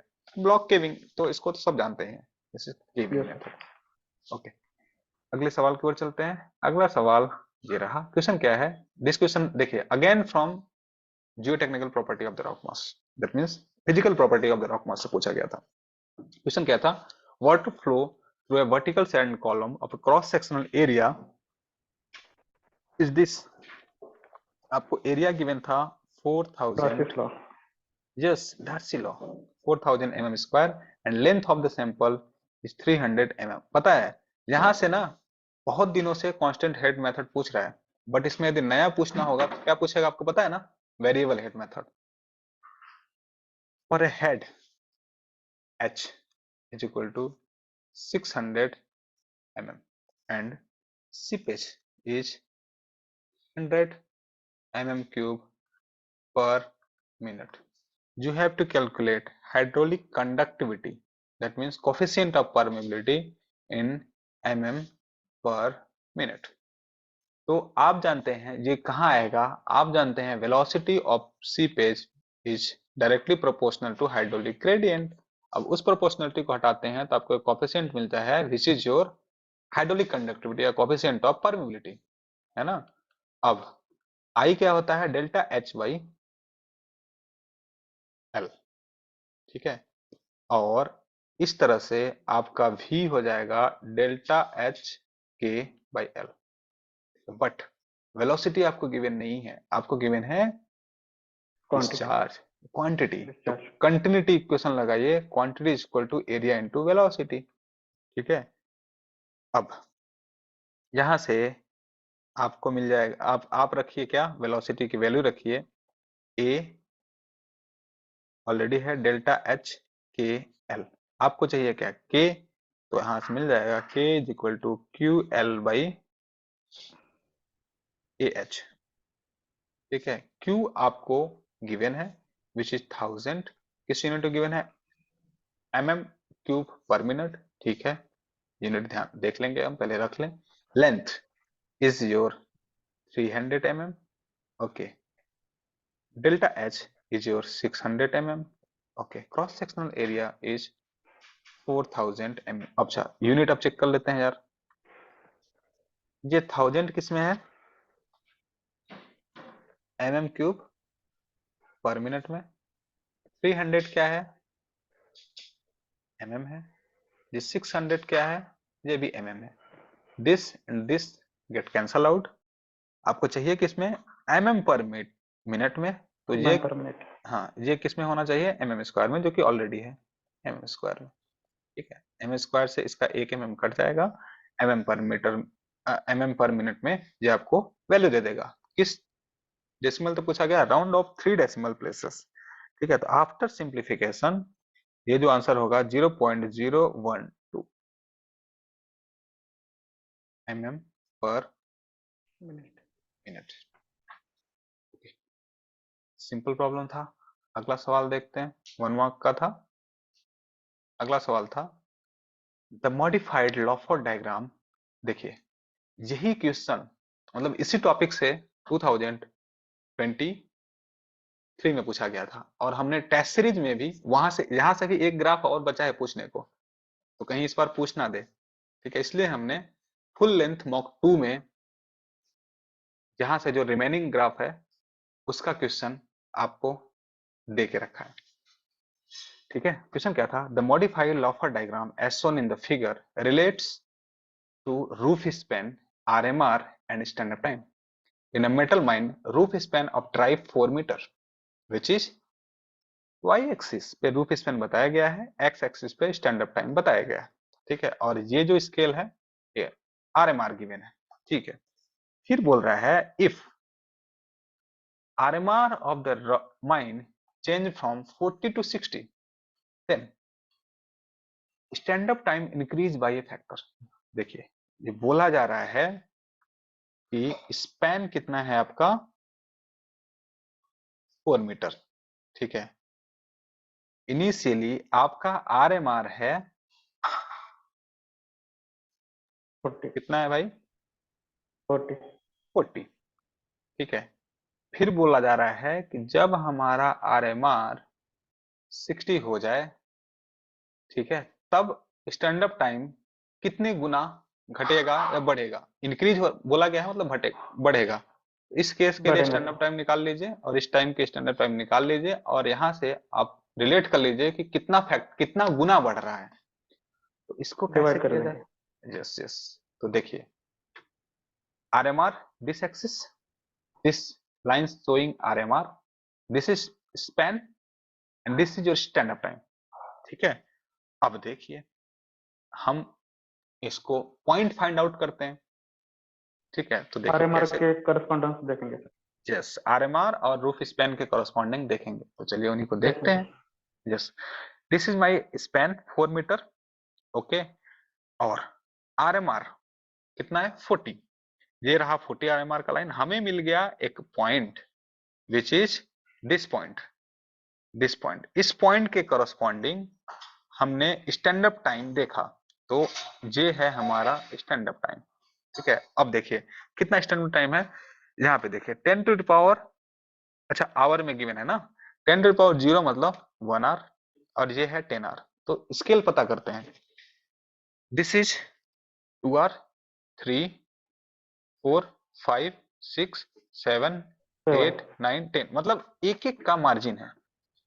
तो कितने पे है ये, 1 7 पे 2 3 4 5 6 7, यस। जब हमारा RMR 40 है और स्पैन 4 मीटर है, उस केस में स्टैंड अप टाइम है हमारा 7 आवर। दूसरा केस लेते हैं, अगेन स्पैन सेम है बट RMR हो गया 60। इस केस में हमारा span stand up time this point, this, ठीक है, हमें मिल गया जे पॉइंट। इस पॉइंट के कॉरस्पॉन्डिंग अब हम यहाँ पे भी स्केल पता कर लेते हैं। देखिए ये कितना है 100, ये है 1000, ठीक है, तो मोस्टली 100 का होना चाहिए मुझे लगता है। तो this is your 200, 300, 400, 5, 6, 7, 8, 9, yes 10, sir, हाँ 100 का है, ठीक है। तो 100 ये का कितने पे स्केल है 400, 400। Yes 400 R. अब पता कर लीजिए यार कितना गुना बढ़ रहा है, कितना गुना है ये, चलिए 7x गुना मान लेते हैं 400, 400 अपने से यस 400/7। 7। तो हमने जो कैलकुलेट कर रखा है 57.14 गुना बढ़ जाएगा RMR जब 40 से 60 हो जाएगा, ठीक है। अगले सवाल की ओर चलते हैं। हाँ, अगला सवाल था from institute stress and deformation measurement topic से। क्वेश्चन क्या था, a 3 point borehole extensometer installed to identify the location of a single discontinuity plane in the hanging wall rock by measuring deformation at 3 locations as shown in the figure. The absolute reading of deformation measured on 2 different dates are listed in the below. Based on the measurement data, the most likely inferences, 2 number का question था। इसमें बताया गया था कि आपने एक्सटेंसोमीटर install किया 3 point anchored, जिसमें एक 2 डेट में रीडिंग लिया गया, एंड एक सेकंड में 2021 में, और दूसरा रीडिंग लिया गया 1 जून 2021 में, ठीक है। इनिशियली रीडिंग था कुछ इस तरह से गिवन है, और 1 जून 2021 को रीडिंग चेंज हुआ, मतलब there is some deformation, there is some movement, इसीलिए रीडिंग हमारा हुआ चेंज, ठीक है। तो चलिए अब एंकर का रिलेटिव डिस्प्लेसमेंट निकाल लेते हैं, ठीक है, रिलेटिव डिस्प्लेसमेंट ऑफ एंकर। तो कैसे पता चलेगा कितना मूवमेंट हुआ, इन दोनों को क्या कीजिए, सब्सट्रैक्ट कीजिए। अरे भाई, जब इन दोनों को आप सब्सट्रैक्ट करेंगे तो एंकर 1 में आप पाएंगे कि 6.04 mm का मूवमेंट हुआ है, और एंकर 2 में 5.63 mm का हुआ है, और एंकर 3 में 1.67 mm का मूवमेंट हुआ है, ठीक है। अच्छा, इसका मतलब क्या है, सबसे ज्यादा मूवमेंट किस में हुआ है, एंकर 2 1 में, एंकर 2 में सबसे ज्यादा मूवमेंट हुआ है। बट यहां से आप कंक्लूजन पे नहीं पहुंच पा रहे हैं, आपसे पूछा गया है कि वो जो डिसकंटिन्यूटी है कौन कौन से एंकर के बीच में है, ठीक है। अब आप क्या करें कि अब इसमें निकाल लें between the anchor relative displacement. 1 और 2 और 2 और 3 के बीच में यस देख यस लेंगे। Yes yes yes. अब आपको निकालना है रिलेटिव डिस्प्लेसमेंट बिटवीन एंकर। अब हमने क्या किया था, बिटवीन पॉइंट्स निकाला था, इन द एंकर निकाला था, अब निकालना है बिटवीन एंकर। यहां से आपको कंक्लूजन मिल जाएगा।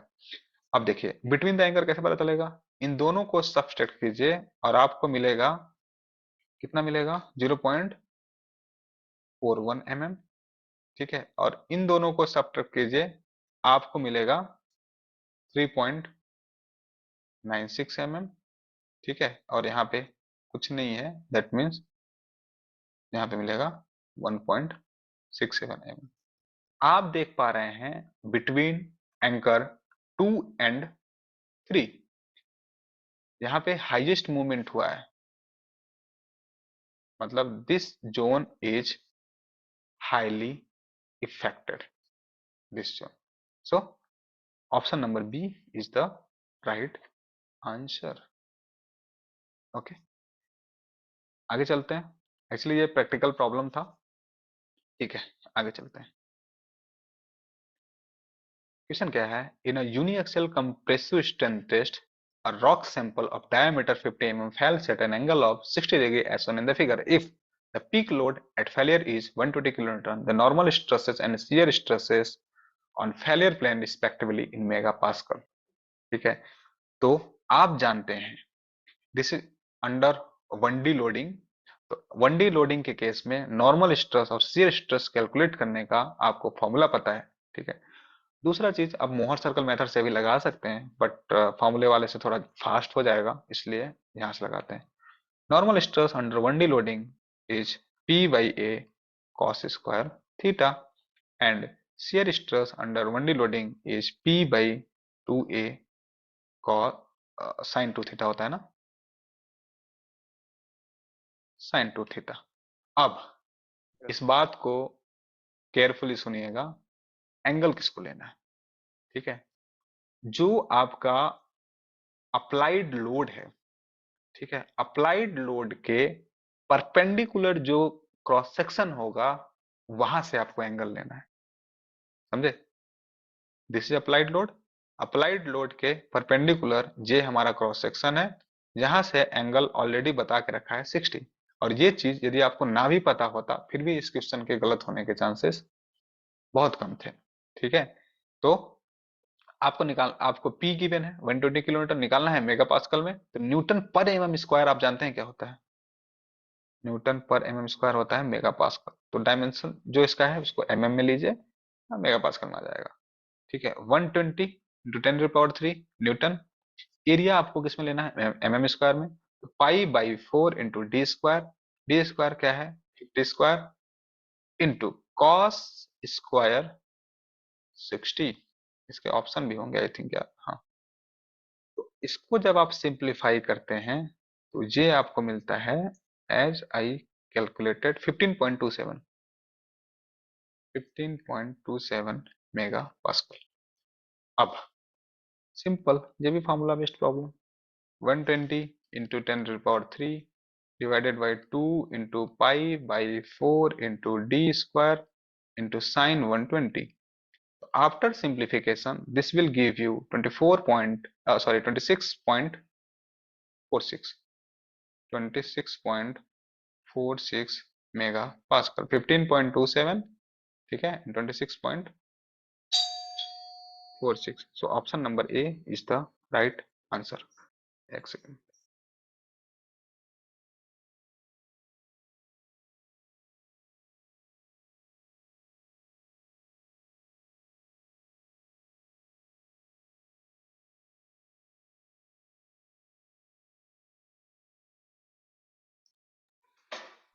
ओके। अगला question from mechanics of solid, ठीक है।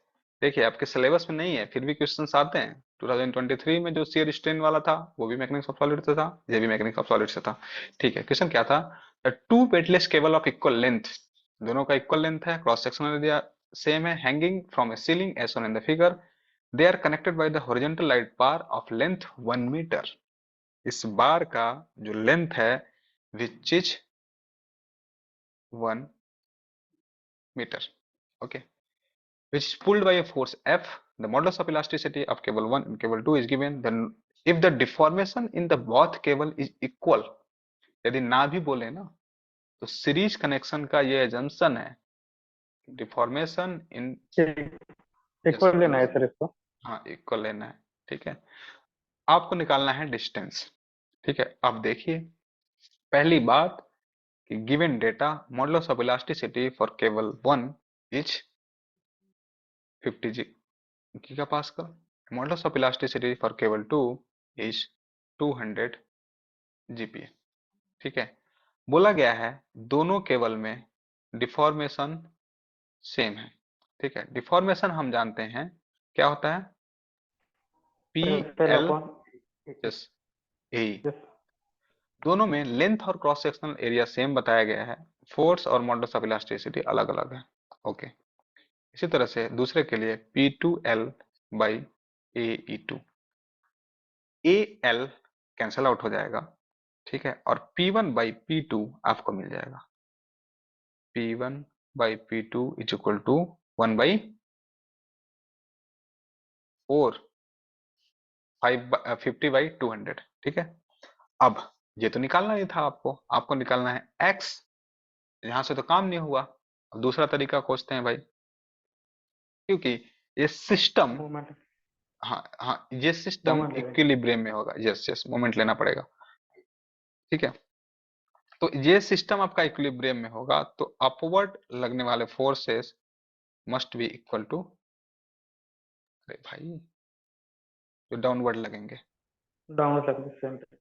हम्म, चलिए मान लेते हैं कि जहां पे लग रहा है आपका केबल 1 में P1 और केबल 2 में P1 P2। P2 ठीक है, तो क्या होगा, P1 plus P2 is equal to कितना होना चाहिए, 0 P1 plus P2 is equal to होना चाहिए F। F यस, अब यहां से भी काम नहीं हुआ, और कंडीशन हमारी टीडीएस होती गई, दो इक्वेशन, तीन अननोन, काम नहीं होगा। तीसरा इक्वेशन खोजते हैं, वो कहां से मिलेगा, मोमेंट से, क्योंकि मोमेंट से ही हमारा moment एक्स काउंटर होगा। ठीक है, yes sir तो हम ले लें, चलिए इसको बोल देता हूं मैं पॉइंट ए, इसको बोल देता हूं point B. point B moment about point A will be A 0। Moment क्या होता है, force into perpendicular distance. distance चलिए एक साइड से स्टार्ट करते हैं। P2 is time to rotate F point A को into X एंटी क्लॉकवाइज, तो माइनस P2 इंटू 1, है ना। दूसरा कौन है, F is time to rotate in clockwise direction, so positive Fx, force into perpendicular distance is x is equal to 0। ठीक है, और यहां से आपको मिल जाएगा, क्या मिलेगा आपको, F। यहाँ पे रख देंगे आप, यहां से आप कैलकुलेट कर लेंगे F is equal to P2 by x. तो यहां आप रख देंगे P2 बाई एक्स। ठीक है, अब भी हाँ, दो इक्वेशन, दो अननोन है, अब सॉल्व हो जाएगा, equation number 1 and equation number 2। ठीक है, एक काम करें, हमें और पता है P1 बाई P2, तो इसको हम P1 बाई P2 के फॉर्म में कैसे कन्वर्ट किया जाए, P2 को कॉमन ले लिया जाए। P2 को यदि कॉमन लेंगे तो इस साइड P2 P2 is है, equal वो to 4 P1 लिख सकते हैं sir P2 is equal to 4P1, हाँ वो भी कर 4 सकते हैं। P1 लिख सकते हैं यस, वो भी कर सकते हैं, वही कर लेते हैं। P2 is equal to 4P1, तो यहाँ पे रख दीजिए, ये कितना हो जाएगा, 5P1 हो जाएगा। No no no no no no, 5P1 हो जाएगा। P2 is equal to 4P1 by x, P1 से P1 कैंसल, और यहां से x is equal to 4 by 5। That means after simplification this will give you 0.8 metre. यहां तक सबको clear हुआ क्या, yes sir ओके। अगला क्वेश्चन देखते हैं। हाँ, अगला क्वेश्चन फ्रॉम टनल। ठीक है, क्वेश्चन क्या था, a circular tunnel of radius 3 metre is constructed in a hydrostatic stress field of 15 megapascal. ठीक है, modulus of elasticity and Poisson ratio is given to you. A uniform internal support pressure is applied, which is Pi, to restrict the deformation to 4 mm. Then value of Pi. ठीक है, आपको given है radius of the tunnel which is Ri is 3 meter. Hydrostatic stress field, that means K is equal to 1. P naught is equal to given है 15 mega pascal. Modulus of elasticity given है आपको 5 GPa। Poisson ratio given है आपको 0.25। आपको पता है when internal support provided, उस case में बाउंड्री पे रेडियल डिस्प्लेसमेंट क्या होगा? उस केस में होता है radial displacement P not minus P I divided by 2GR, 2GR होता है ना, इंटू आर आई। ठीक है, अब क्योंकि बात हो रही है बाउंड्री पे तो R I is equal to R. ठीक, रेडियल ये डिफॉर्मेशन कितना अलाउ करना है आपको? 4 mm, तो मीटर में कन्वर्ट कर लीजिए। 4 इंटू 10⁻³ पी नॉट आपको गिवन है, पी आई आपको कैलकुलेट करना है। ठीक है, 2G आपको नहीं पता है, 2 इंटू जी नहीं पता है, ई और म्यू पता है, तो आपको अगेन वही रिलेशन याद आया, 2 इंटू जी इंटू 1 प्लस म्यू। तो यहाँ से जब आप इसको सिंप्लीफाई करेंगे तो यहाँ से आपको जी मिलता है दिस इज 2 GPa। ठीक है, अच्छा गीगा पास्कल में है, ये मेगा पास्कल में है, आपको मेगा पास्कल में चाहिए तो इसको भी आपको लेना पड़ेगा मेगा पास्कल में। अच्छा, ये आर आई का स्क्वायर होता है, आर आई कितना है? 3। इसको जब आप सिंप्लीफाई करेंगे तो देखिए क्या होगा, this and this cancel out, this and this cancel out. ठीक है, तो यहाँ से पी आई हो जाएगा आपका 15, इसको साइड ले जाएंगे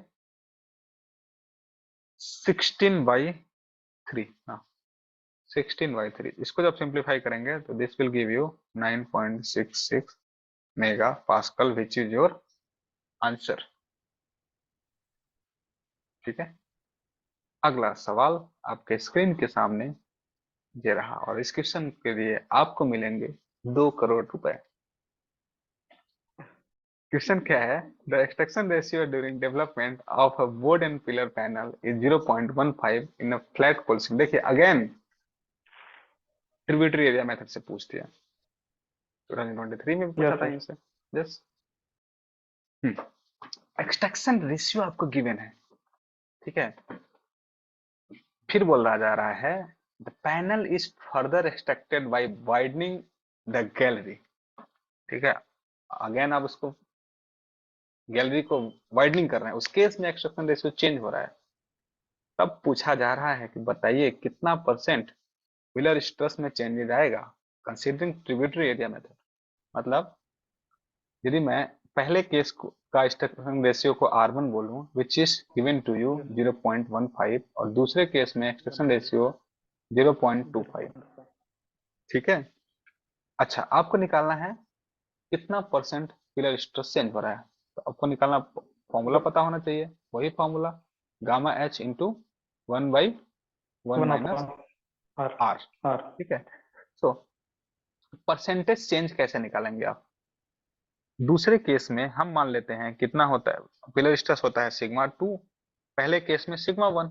अरे यार σ1 करते हैं। हाँ, ये हुआ हमारा change wheeler stress.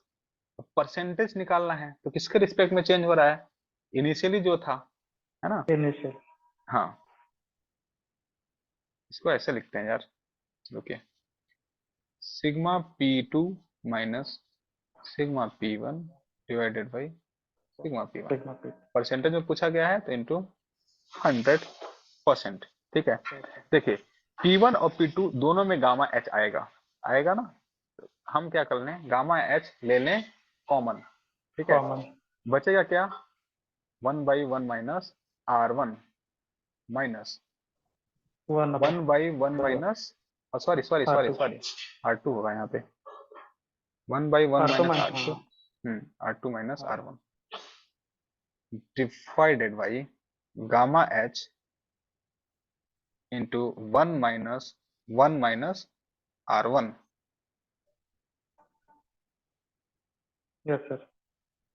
Okay, gamma H cancel out, आपको R1 R2 गिवन है, इंटू 100 से मल्टीप्लाई कर देंगे तो आपका परसेंटेज चेंज मिल जाएगा विच इज जबकि हमने सॉल्व किया है, ऊपर वाला पार्ट आएगा 0.156 डिवाइडेड बाई नीचे वाला आता है 0.176। परसेंटेज में चाहिए था तो 100 से हमने मल्टीप्लाई किया, वो मिल गया 13.26 परसेंटेज। ठीक है, यहाँ तक सबको क्लियर है? ओके सर, ओके, ये क्वेश्चन था बाकी 2 नेक्स्ट मार्क क्लास का। में देख- यस, सर जो 2000। अभी किया उसमें तो कुछ 88% आ रहा है। हाँ, नहीं सर, 80 13% ही सही। आंसर चेक कर लीजिएगा यार, मोस्टली आंसर सही। सही है सर। यस यस, ओके, ठीक है। अच्छा, स्लाइड में गड़बड़ हो गया है, यहाँ पे 21 होना चाहिए था, कोई बात नहीं। तो देखिए 2021 में 14 मार्क का पूछा गया था, एक एक नंबर के 4 क्वेश्चन थे। 22 होना चाहिए। ओहो, 22 का है भाई। 22 मार्क। एक एक नंबर के 4 क्वेश्चन थे, दो दो नंबर के 5 क्वेश्चन थे, और इस तरह से 14 मार्क्स का पूछा गया था। ठीक है, तो चलिए आज के लिए इतना ही, और 2021 अपन देखेंगे अगले सेशन में। ठीक कल है, भी सेम टाइम रहेंगे सर। मैं टाइमिंग आप लोगों को इन्फॉर्म कर